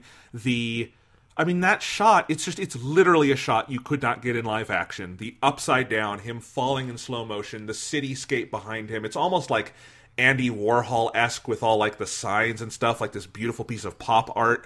And the scope of that, the emotionality of it, and him being like, just coming into his own as Spider-Man, it is so well paced out, and it is delivered on so completely, and then everything in the final act builds on that so beautifully. I've never felt an origin story have this much weight to it, Yeah, definitely. So all of that is great, but then we do have all the crazy multiverse stuff. So there's the whole scene where he stumbles upon the perfect Chris Pine Spider-Man. I love that it's Chris Pine, because some of this they had kept pretty well secret. Like they cut out of all the trailers the Chris Pine Spider-Man, the Spider-Noir character I didn't know was in this, and Penny. There's even shots in the movie where Penny and Spider-Noir are in there, but if you go to the trailer, they've cut them out of the trailer very cleverly, which I thought was nice. So there were some nice surprises. So you have perfect Chris Pine Spider-Man who's trying to shut down this reactor. I love that we just feel like we've stepped into, as you say, like this universe where there's a perfect Spider-Man, and he's having his perfect Spider-Man adventure, but it goes awry here. And that whole sequence is so good, and I love that there is some emotional weight to the death of Peter Parker here, with Kingpin is fucking brutal in this movie, and there's the scene where Spider-Man gives Miles the drive and like entrusts him with this. All of that is so well done. We should probably also talk about Kingpin in this movie is great. Yeah, I love they went with this like really exaggerated design for him that at first, because I think he was in a trailer or like a poster or something that I saw, I was like, I don't know if that, like, because everybody else looks like a human being, and then Kingpin is this huge like block man. But then in the actual movie, I think that design works really well, because it makes it him. He's like legitimately frightening, because he's like strangely like inhuman in his appearance. And Miles is small, like he's a short kid. There's the whole sequence where he's talking about, is this puberty? I don't know what puberty is. And you're like, right, he's still growing. He's probably got another growth spurt or two in him. He's going to have to get this Spider-Man costume hemmed or something. But he's very small. Kingpin is inhumanly large, and just that. I mean, it's not graphic, but it feels graphic of him just bringing down his arms on Spider-Man. I mean, ouch, that hurt.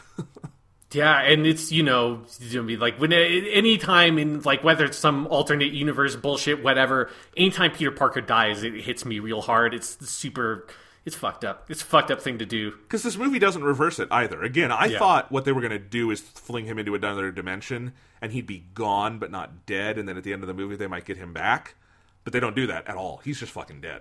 Yeah, that's one dead Peter Parker, and then fucking Mary Jane has to eulogize him, deliver the eulogy, and it's like, oh my god, it's so brutal. It's worth saying also just how perfectly cast this movie is, because we talked about Chris Pine is great for that Spider-Man. That's just a perfect voice for that. I didn't notice who did Mary Jane, but I thought, I'm like, that's a really good Mary Jane voice. And I'm looking up here, but like another one was the Kingpin is Liev Schreiber. That was a really good choice for Kingpin. Like Liev Schreiber can be kind of hit or miss for me, but I thought the voice was just on point. It was a very scary voice of that, Yeah. Oh man, I can't find it here. That's too bad. I will keep looking that up. But yeah, all of these were good. Lily Tomlin as Aunt May was another just great piece of casting. Yeah, it's a great Aunt May. Yeah, it's a great Aunt May. There's a lot of these here. Obviously, we can get into... Like, we haven't talked about Miles' family. It was Mahershala Ali as Aaron Davis. That was perfect. And then you had Brian Tyree Henry as Jefferson Davis, who... amazing actor, amazing performance. He might be getting an Oscar nomination this year for If Beale Street Could Talk, which I'm excited to go see. So he's having a good year. Yeah, just so many good voices in this before you even get into the larger Spider-Verse thing. But yes, then we do get all the other Spider-Man people, Sean. I mean, some of these characters are bigger than other ones. Do you want to just take some of the kind of sillier ones up top here? Yeah. I think that's a good way to do it. Let's talk about it, because I think you have the sort of three really silly spider people, and then you have the three like serious ones. The three serious ones being Miles, older Peter, and Spider Gwen.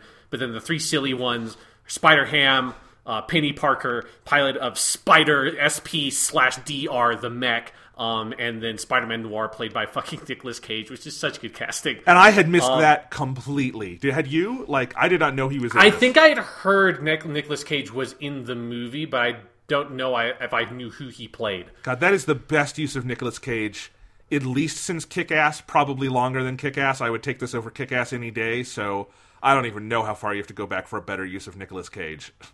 Yeah, it's really good. So which one do you want to talk about first off? I mean, let's just do Peter Porker. Let's go up the ladder a little bit. That's John Mulaney doing Peter Porker. Oh, it's so good. Oh, that's good. I love... Because the other thing is they don't overuse him. Like, I could totally see a version of this where it gets Deadpool-esque and, they go too irreverent. And in that version, I think you could make, in this context, Spider-Ham annoying. He's not annoying. He comes in for a joke. It's usually a very good joke. And then he kind of gets out. And even then, you get to the end of the movie and he's going back to his universe, and it's kind of an emotional send-off, because it's like, oh, I liked you, Spider-Ham. And it's just, he's very funny. I love how you could only do this in animation. You can literally, because he can kind of bend reality. All of that is great. I'm forgetting the moment I loved most was when he's leaving and he gives Miles the big mallet, and he says, "This will fit in your pocket, kid." And Miles is just like, okay, bye, man. It's so good. Yeah, it's just I just love the use of him as he's the gag cartoon character, and I think maybe best Spider-Ham moment in the movie for me is when he fucking drops an anvil on Scorpion. That just took me so by surprise that it happens. I'm like, what the fuck? Is that an anvil? And it's like, oh, right, Spider-Ham is in this movie. Of course he dropped an anvil on Scorpion. So good. And they've actually talked about possibly doing shorts with him because it would fit kind of the Looney Tunes model so well. And, oh my god, they should. It's so good. God, I love before he leaves, he says, "That's all, folks." And old Spider Peter Parker is like, can he even say that, legally speaking? It's great. All right, then you have let's a Spider-Man Noir, Nicolas Cage. Oh, it's such a good performance. I love all the visual stuff around him. I love the hints we get of his backstory, because I like how all of the silly backstories just overlap and they're cutting against each other. And it's just got the exact right touch where they don't push it too dark or too silly. It's just, he fits in this universe. Nick Cage, it's a great voice. It's a great visual design. I fucking love that costume. And latching on to the Rubik's Cube joke is so inspired. I love it.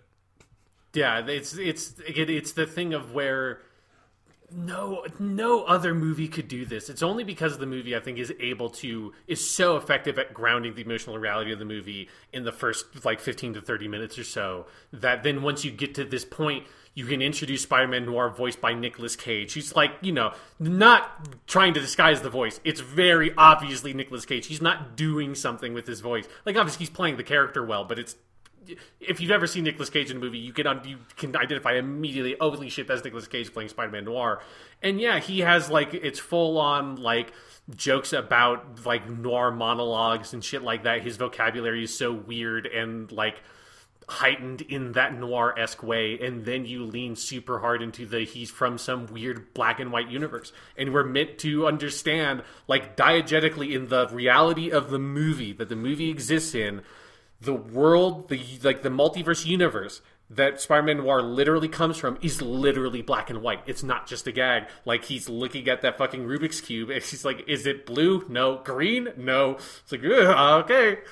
I love it. And at the end, he's like, I'm taking this with me because I need to figure this out. It's so good. And then you've got Penny Parker, who is such a revelation. We need a Penny Parker anime. This is the one spider person in this I had never heard of before, was Penny Parker. There's a comic about her, I assume. Yeah, well, she comes from the original Spider-Verse crossover. Okay. And then I think they did a, like, spin-off comic, like, short run with her or something. But she's great. I love how much they lean into the anime of it all. The whole idea of the spider controls the mech. It's so good. And then the end where, like, she loses the mech is, like, is weirdly affecting. I'm really glad the spider lived and she's going back, and it's just, it's exciting. Yeah, if there's one thing I wanted more from the movie, it is Penny. Like, she's the one of the three joke characters that, and this is probably just like my obvious bias of I like anime, I like mech stuff, so of course I want to see more of this version of the character. But there's so much to Penny Parker than there is to Spider-Man Noir and Spider-Ham. There's, like, clearly this, like, whole, like, you can kind of imagine the world of Spider-Ham, and, like, you could go read the Spider-Ham comics if you want to know more about his world. And then obviously the same thing with Spider-Man Noir. But Spider-Man Noir in his comics is not a joke. I feel like it was a good idea and smart of them to say, we're going to do a jokey version of the character, because a serious version of Spider-Man Noir would be probably too dark even for this movie. But there's something about Penny Parker that it feels like the world that she must come from must be so vibrant, because she's not even really a Spider-Man. Like, even Spider-Ham is more of a Spider-Man than Penny. She's this, like, weird Japanese schoolgirl from, like, New York in the 21st century with a robot pal that is controlled by a spider with whom she has a psychic link. That's a movie. That's its own movie. Like, I don't need to see a Spider-Ham movie or Spider-Man Noir movie. I need the Penny Parker movie because it's such a good idea. I need 26 episodes of the Penny Parker anime TV series. That's what I want. Yes. That's more to the point of what we really need. That doesn't seem super possible. But I need more of that character because she does feel more real. And the scene, the whole the montage scene where she's, like, remaking the Gizmo or the Goober or whatever while she's, like, eating potato chips and shit inside her mech. It's just so good, and it's so vibrantly realized. It's so good. It really, like, oftentimes I find when Hollywood movies reference anime, you can tell they don't get it. This feels like there is a Penny Parker anime in the world, and they ripped her out of it. You know what I mean? Yeah. And that's the difference between this and a lot of other movies that I think would do it in a lesser way. But she's great. And then, you have the Gwen Stacy of this movie, Spider-Woman, who is awesome and totally deserves her own movie because she's just a great character. And, oh my god, her costume is cool. The Spider-Gwen costume is amazing. I mean, I feel like that is the thing that made that character, like, as soon as they, like, released the design for that character when they're doing Spider-Verse stuff, and I saw, they're doing this, like, weird alternate reality Gwen Stacy who's, like, became a Spider-Woman when she was, like, 16, and it has that awesome design. It's like, that's its own comic book, and she has had a Spider-Gwen comic that's been running for a couple of years now. Awesome. That's so cool. It's so good. Because I haven't read much of the Spider-Gwen comic, but from what I understand, her backstory of, like, being in the band and Peter, like, there you see Peter turn into the Lizard, and, like, that's the whole backstory from her reality, is that her best friend, Peter Parker, like, wants to have powers and turns himself into the Lizard and then dies in the process. And I thought, like, that was cool that they, like, more directly incorporated her comic book stuff in that backstory than they did for the more gaggy Spider-Man characters. Oh, absolutely. And I want the movie where it's Spider-Woman and she is in the band and it is a rock and roll movie with superheroes in it.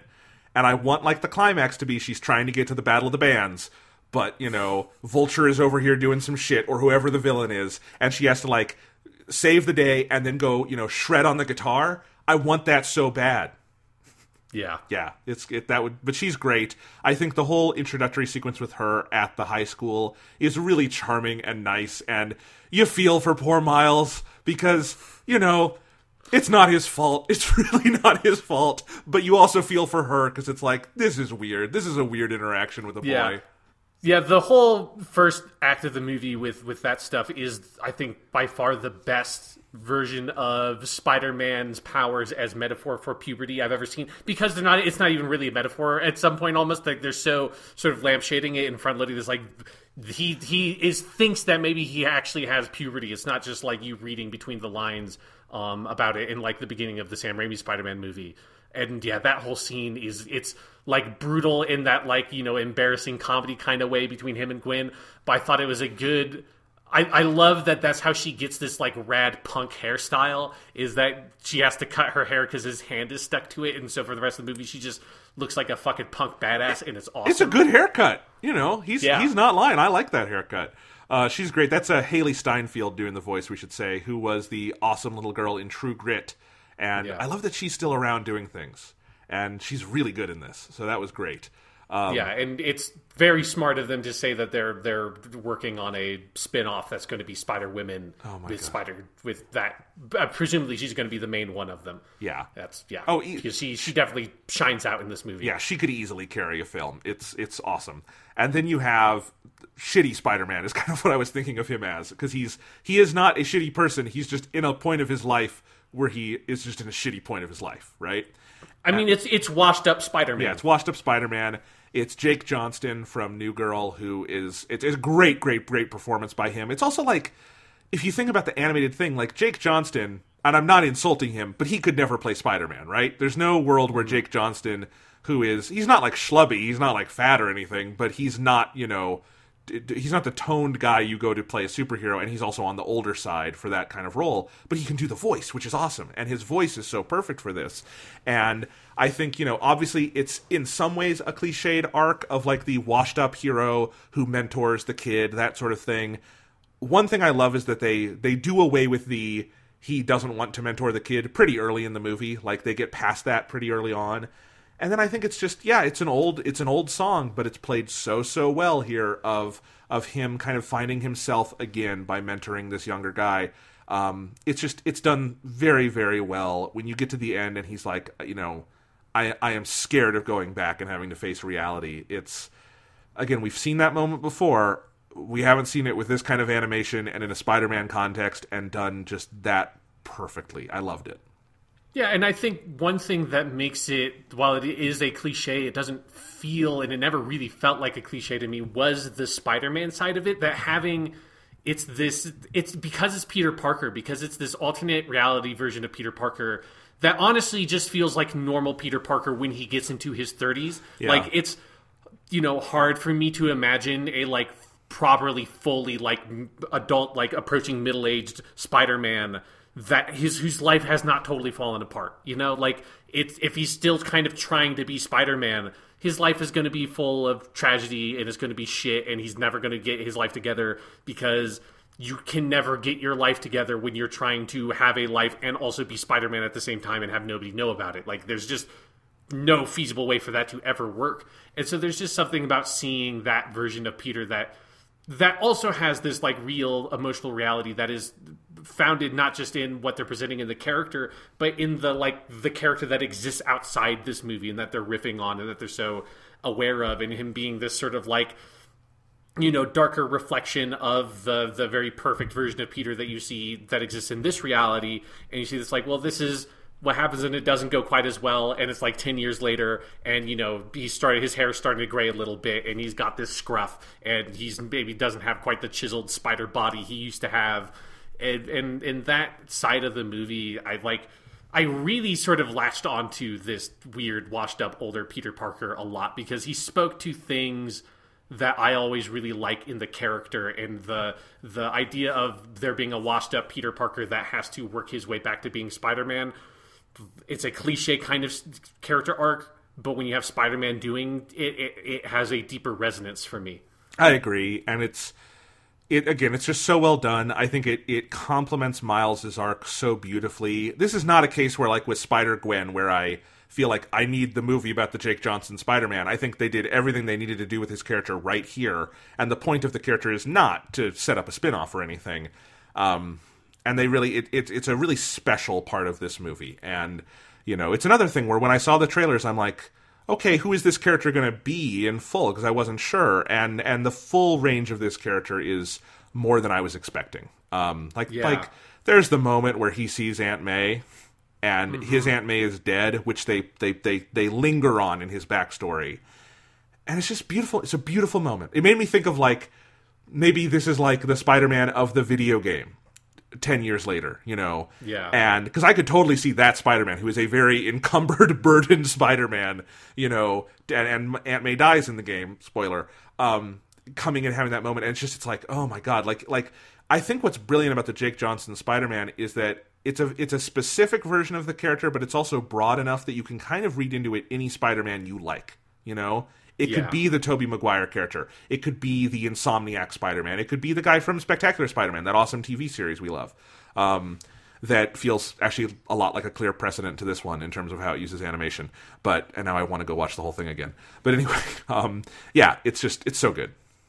Yeah, and I think it's just one of the smart things about he's not just fuck up Spider-Man. He is Spider-Man 10 years later. Yeah. Like past he's outside the point where you ever see Spider-Man naturally represented in any media. Like he is in his mid-20s at his oldest. That's the oldest you almost ever see Spider-Man outside of alternate reality bullshit. Like here's like the future Spider-Man that is the dad to Spider-Girl or whatever in that comic line. Like you have a couple of instances like that, but you never see Peter in his mid-30s. And so this version of him that, like, yeah, there are those handful of moments like when he sees Aunt May, and then also when he sees this universe's Mary Jane, and that whole like extended bread joke in Misunderstanding, I think is very good. And it feels very real, and it feels like, as you said, it builds on your knowledge and love for any version of Peter Parker you've seen. It builds from that. Yeah. So Sean, let's talk about the climax of the film, which is visually, like, the movie had already been pretty fucking cool. And then it's like, hey, what if we just let the fucking multiverse explode inside this room and did whatever the hell we want for the next 20 minutes? And I wanted to, like, stand up and cheer. It looked and sounded and played so fucking cool and like nothing else. And when I say, like, the first thing I said about this on the podcast today is, like, this movie makes me disappointed in the last 20 years of movies. This is the kind of thing I'm talking about, where it's like, let's compare this to, like, Doctor Strange, which has a lot of surreal LSD kind of imagery too. I really liked Doctor Strange, the movie. It's a solid little film. Doctor Strange, the animated movie made like this, is something I want now, you know, because it's like, okay, what if you didn't have to fucking worry about, because Doctor Strange, the Scott Derrickson movie, obviously is mostly CGI for those trippy sequences, but it has to look like the real locations, and it has to have real Benedict Cumberbatch in it. What if you didn't have to do that? What if he was just animated and you just went fucking crazy with it, and it wasn't like a thing that breaks into the aesthetics of the movie? What if it was just the aesthetic? And it's like, that's such a cool idea to me, and it's part of what I think holds back superhero movies in some ways, is this reluctance to ever go beyond live action, which is such a crazy thing. Because again, the space aliens would come to Earth and be like, wait, these are based on comic books? They're based on animated things? Why don't you make animated comic book movies? That's what they would ask, right? And it's like, we don't know. We don't know why we don't do it. Big Hero 6, which is the Disney movie from a couple years ago, not nearly as good as this Spider-Man film, but it's also a Marvel superhero movie made in animation. And it's also got some sequences in it that just made me feel like, I want more of this. I want more animated superheroics. And it's just the sheer scale of imagination in Into the Spider-Verse and the skill with which it is pulled off in scenes like this makes me want it out of other movies. And other movies will not always have the same level of imagination and skill, but I want to see other people swing for the fences like this. Yeah, it's the kind of thing that it pulls so much inspiration from like the more modern comic books that have way more experimental visual styles and will just go fucking crazy with how they'll use panels and use space and like draw geometry and draw characters. And it's one of the things that's great about modern comics is how stylistically adventurous they can be, and that's so translated in this movie. And yeah, longtime listeners of this podcast will know that we're both fans of like just doing weird, crazy shit when you get when you do effects. And it is the thing. It's one of the reasons why we like Thor 2 more than most people like Thor 2 is because, yeah, the villain sucks in that movie, but the climax of Thor 2 where they're like going through all these portals and it's like, what if we made it like what if we made a like $100 million portal fan film action scene? Like, that's what the ending of fucking Thor 2 is. And that's awesome. And it's doing something that, like, you know, even though I love, you know, the Captain America movies, and the Captain America movies have basically the best action scenes in the Marvel movies, at the end of the day, it's like two really strong dudes punching each other. And it's really well choreographed and well made. But sometimes it's like, well, but we also can just have Doctor Strange craziness happening, and we can also have portals, or the zenith of it now, the peak, the like benchmark from which all things now will have to be compared to is the climax of Spider-Verse, where you already have like the most visually arresting, creative, incredible looking fucking superhero movie ever made, and then now you're having all of that stuff and the universes are colliding, and so there's just this insane like spinning kaleidoscope of skyscrapers and buses and trains and city streets spinning around while 6 different spider people are fighting like 3 Spider-Man villains, Tombstone, Scorpion, and Kingpin, and it's just going fucking nuts, and they're all trying to like press this button, but none of them can do it, and there's an army of guys like standing on the rafters just shooting laser beams at everybody. It's just absurd. It's the imagination and the creativity of it. It is the thing that when you're utterly unhinged from having to constantly represent a certain level of reality because you have actual people filmed on screen, once you can let go of any of that shit and it's everything is just what you can imagine, and as long as you can imagine it, you can create it. It allows the form of incredible expressionism that you have in this movie to totally shine through and take over everything else, and allows, you know, the final like action scene, the climactic scene between Spider-Man, Miles, and Kingpin at the end of the movie is in this like totally weird abstract space on the top of some train floating in like, you know, Technicolor barf in the back of the screen, and it's just madness and insanity, and it's so fucking beautiful and incredible. And it's as you say, it's the kind of thing that I really desperately want, particularly Western media, because this is one of the reasons why I go to anime, is that anime will do crazy shit like this. Like, go watch the end of Dragon Ball Super is not exactly as, you know, the same kind of insanity, but is doing insane shit that you would never dream of being able to do in a live action medium. Like, this is the reason why I'm such a huge fan of animation, and it's something that a lot of Western animated CG films just don't ever even try to do, and this movie fucking knocks it out of the park. It's unbelievable. And it feels so right for Spider-Man to be the character that leads the way on this, because of every comic book character, I feel like Spider-Man is the one that makes the least sense in live action to me. Yeah. You know? And we love some of the Spider-Man live action movies. Spider-Man 2 is still the gold standard, as we've said many times. But the Spider-Man action, like the web swinging and all his powers, I shouldn't even say action, the actualization of Spider-Man's powers is never the best part of the Spider-Man live-action movies, and it never can be, because fundamentally, Spider-Man's powers are too heightened to do in that way. You know what I mean? Yeah. And I remember when I watched the Spectacular Spider-Man TV series, this is the one that ran 26 episodes in the in like 2010, was it? Yeah, it was around there. Yeah, it was right. Yeah, because we would have been sophomores in high school. That sounds right. Yeah. Yeah, and we've talked about it. We should, frankly, do a rewatch of that and talk about it on the show someday, Sean, because it is so good. Yeah. But, like, I remember watching that, and then forever, I've always compared things to that, because I'm like, that so opened my eyes to, like, oh, right, this is an animated character. Comic books are a form of animation. They are drawing. They are pure imagination. And you are so limited when you bring that into reality. And Spider-Man just, like, fundamentally makes less sense than a lot of other characters. Like, there are some comic book characters that totally fine in live action. Like Captain America, I'm not sure what you would benefit going to animation over live action. Batman totally works in live action. All these things, right? Yeah. But Spider-Man, after seeing Into the Spider-Verse, it's like, I feel so bad for Spider-Man Far From Home next year, because I'm sure it's going to have fun character moments, and it's going to be a funny movie, and it might have some good character stuff.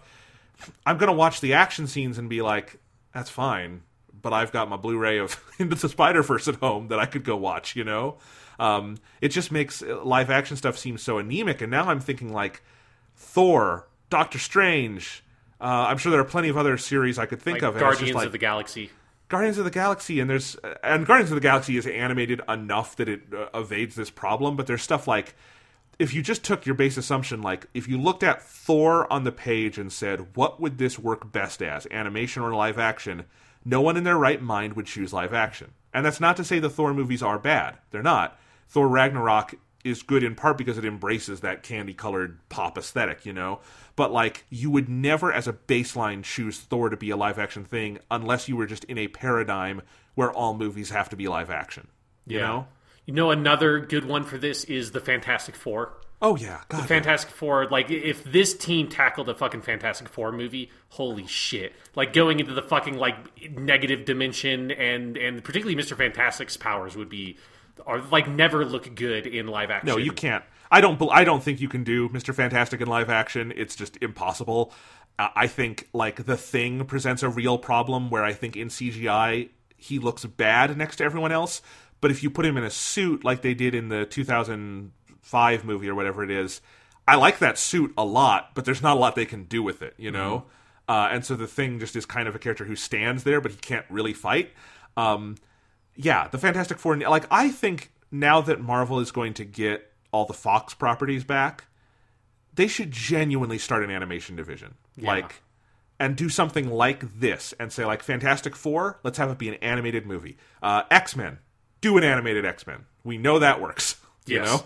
And it would be different. It would be different than what we've had so far. Like, I have never walked out of a movie so hoping it grosses $1 billion as I did from Into the Spider-Verse, because I need this movie to be a game changer. I need this to be a movie that makes people question their assumptions about how they make this kind of film, because it so feels like it should be a game changer, you know?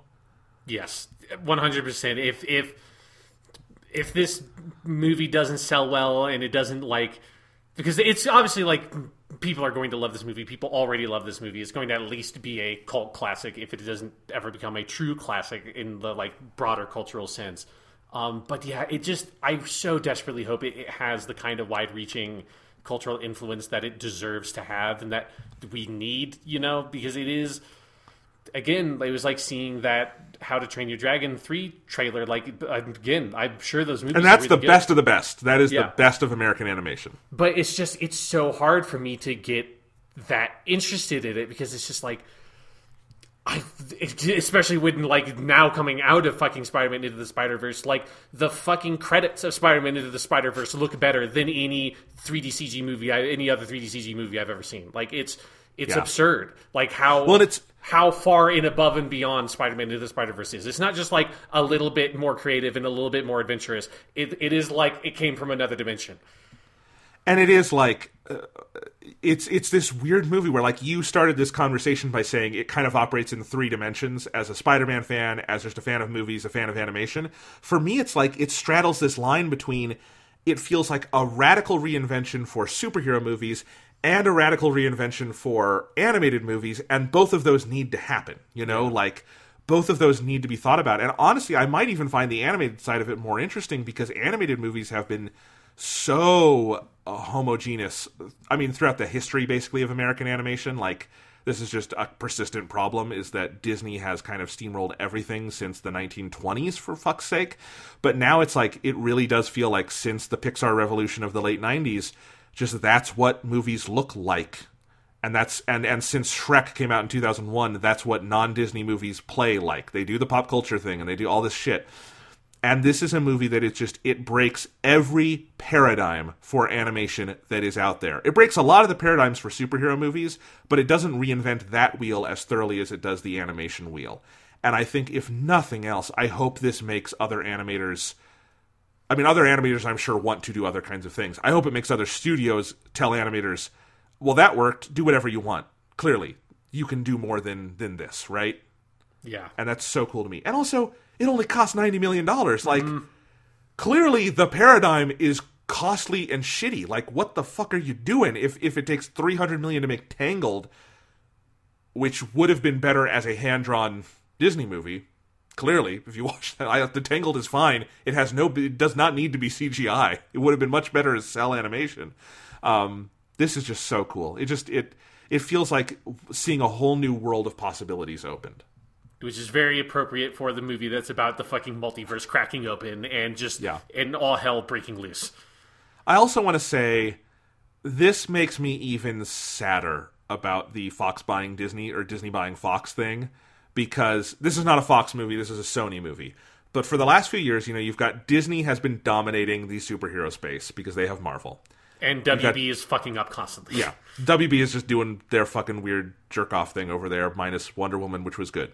And then you have the other competitors are Sony with their Spider-Man stuff and Fox with their X-Men stuff. Now, Fox and Sony have really spotty track records with those properties, no doubt about it.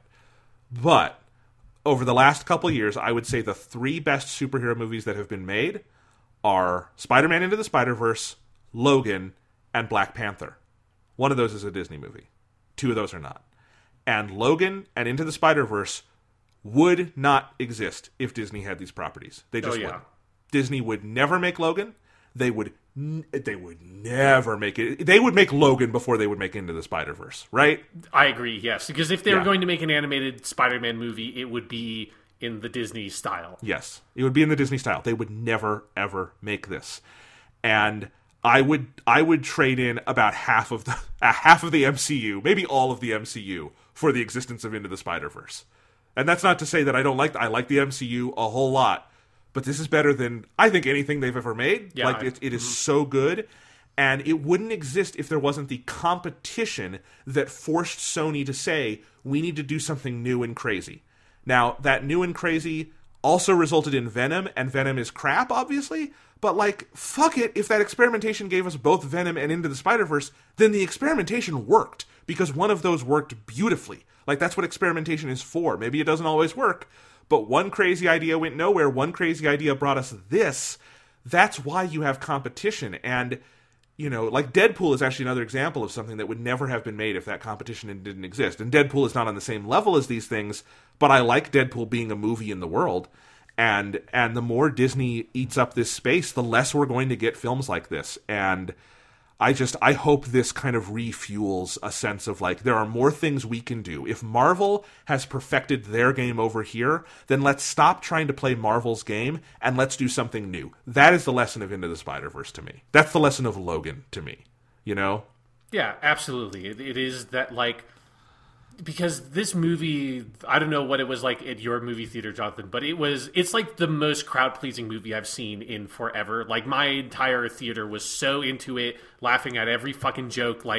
It was such a positive energy in the movie theater, I felt, in a way that, but I think part of it kind of took me by surprise. Just it's been so long since I saw an animated movie, and I have no idea what the last 3D CG movie. So it's obviously the audience skewed more towards families with children. But still, it was just a sense of every single joke is landing, every single emotional beat is landing. This audience is completely invested. I'm completely invested.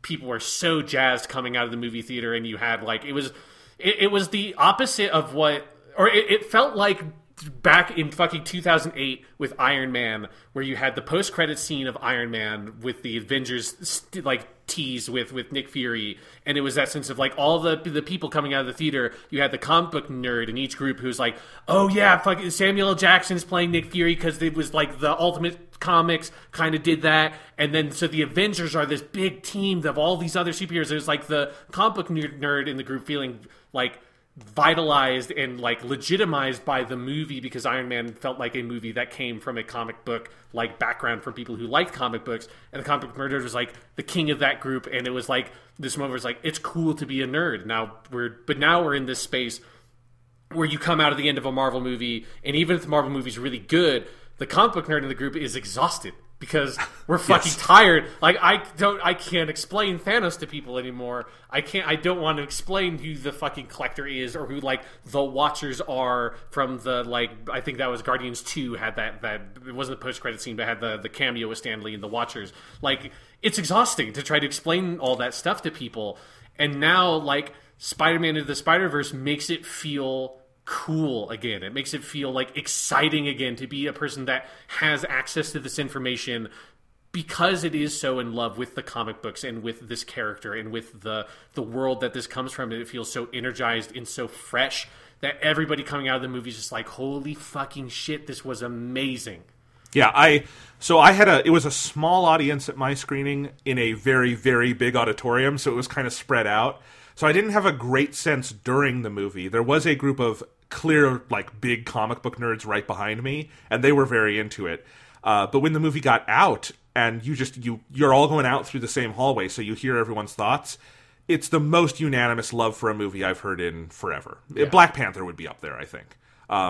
But, like, yeah, it was just pure positivity. I don't know if you've seen, like, in addition to all the critical praise, there's the group that does surveys of films to see, like, what audiences thought, Cinema Score. This got an A+. Holy shit. That never happens. Like, you usually get it's a pretty small range. It goes from, like, B to A is what most people give movies, because people aren't generally that mean when they come out of movies, unless they're like you or I, and give it an F. But an A+ that's high, especially in an age where I feel like not just politically, but just, like, culturally, we like to be divided, you know? Mm-hmm. This movie, like, people fucking love it. And, you know, I hope it looks like it's gonna have a pretty small opening weekend, around 40 million, but animated movies tend to open small and, like, linger. And it won't have any competition in the near future, I don't think. Mary Poppins could, like, fuck with its mojo, because it's not animated, but it's a family thing.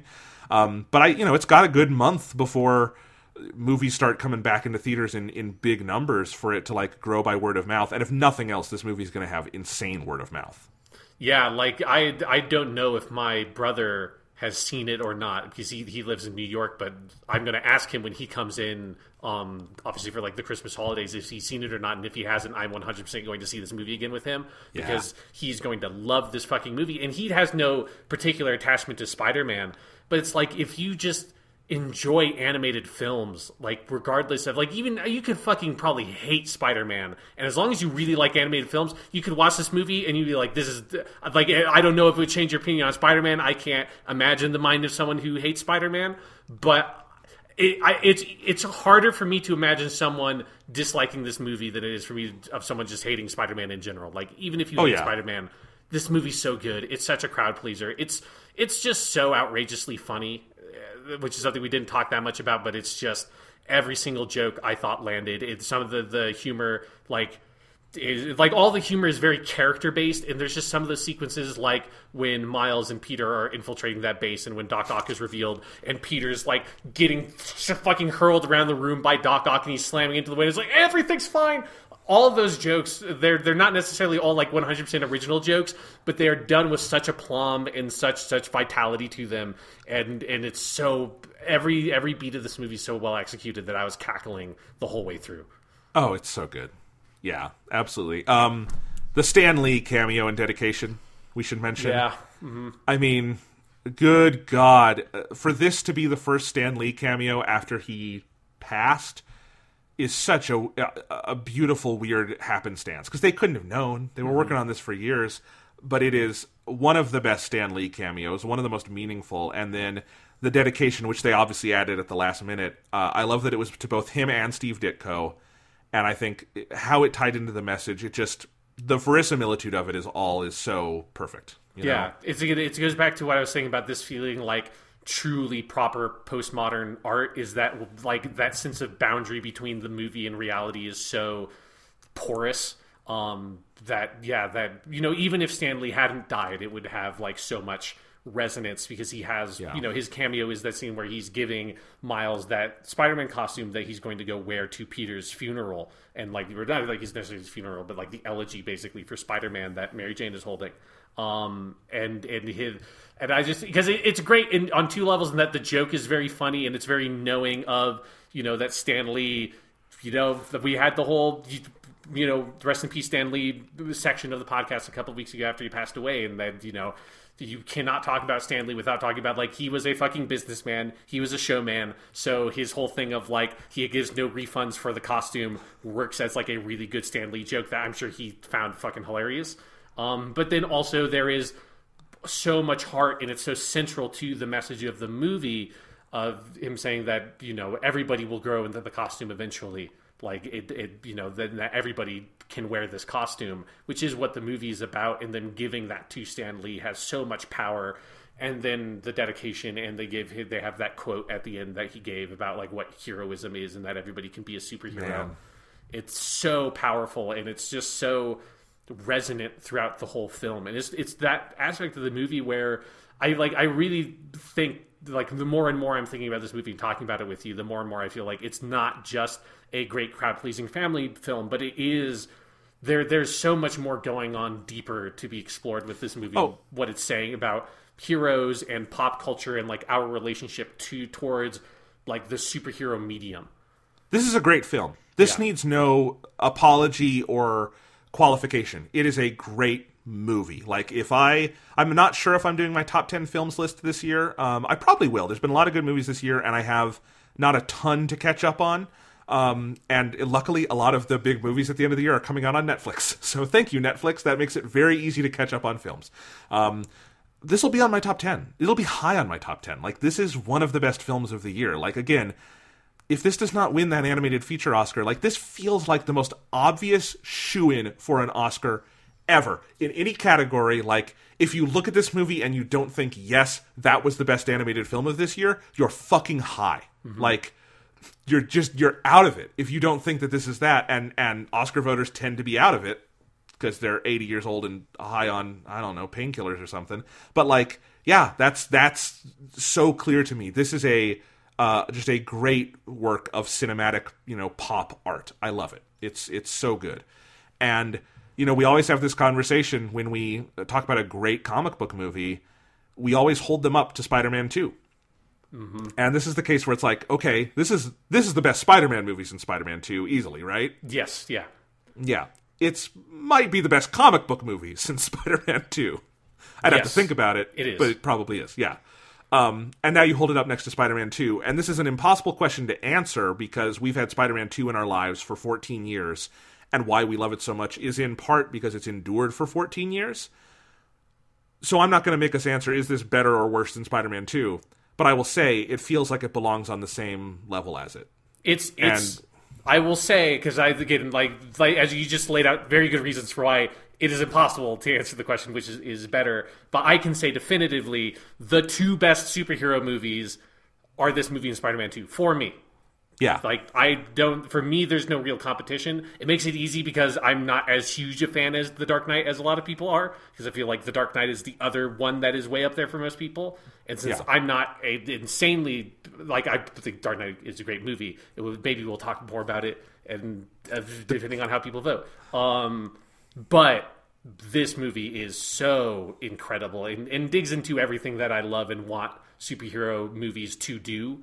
And it feels like such a pioneering step that it is easily one of the two best superhero movies ever made that I have seen. And I've seen basically all of them. And I think that's totally fair. You just feel like you're watching something really goddamn special while you're watching this. And it's so cool. Yeah. I'm so glad this movie exists. It feels like a dream that this movie is this good. Yeah, because it definitely felt like there was... Like, when we were seeing the trailers and stuff, and we were so blown away by that first trailer. I think we had a pretty long talk about it on the podcast when that happened. But it always seemed like there were one of two tracks that the movie could go down. It would either be like fucking great, brilliant masterpiece, which is where it is, or it would be like, oh man, the aesthetic is so good, but the rest of the movie is like, I think it was kind of what you're saying. That's like, it might be too bloated. Maybe they might not focus enough on Miles. Then there's too much crazy Spider-Man zaniness going on. That while it is like a feast for the eyes and it's this incredible aesthetic achievement, the actual storytelling doesn't hold up to that bar.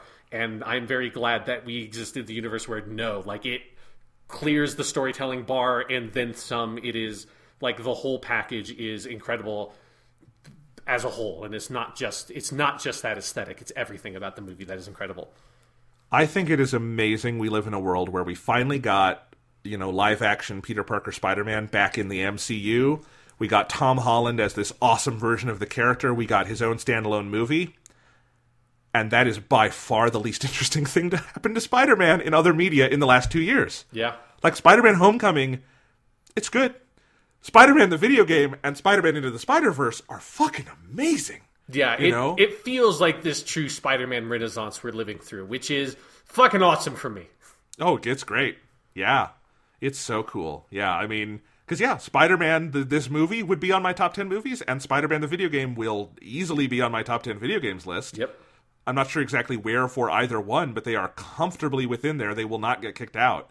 And that's crazy. That's so cool. I mean, God, obviously this does not mean nearly as much for me as it does for you, since I see very few movies in the movie theater. But I was trying to think about it. This is probably the best movie I've seen in movie theater since Mad Max. Like, it's again... For the movies you've seen, I actually think that's completely fair. Yeah, like I don't see that many movies in the movie theater these days, but it's fucking really good. It's really good. I can't wait to see it again because, in Iowa City here, we have our theater is totally nice. It's good. It's competent. In Colorado, we have some theaters I really, really love, and there's a theater called the Cine Capri we have up north that is the biggest screen in Colorado. It's like 70 feet wide. It's amazing. And I cannot wait to go see that movie there because it is my favorite theater in the world.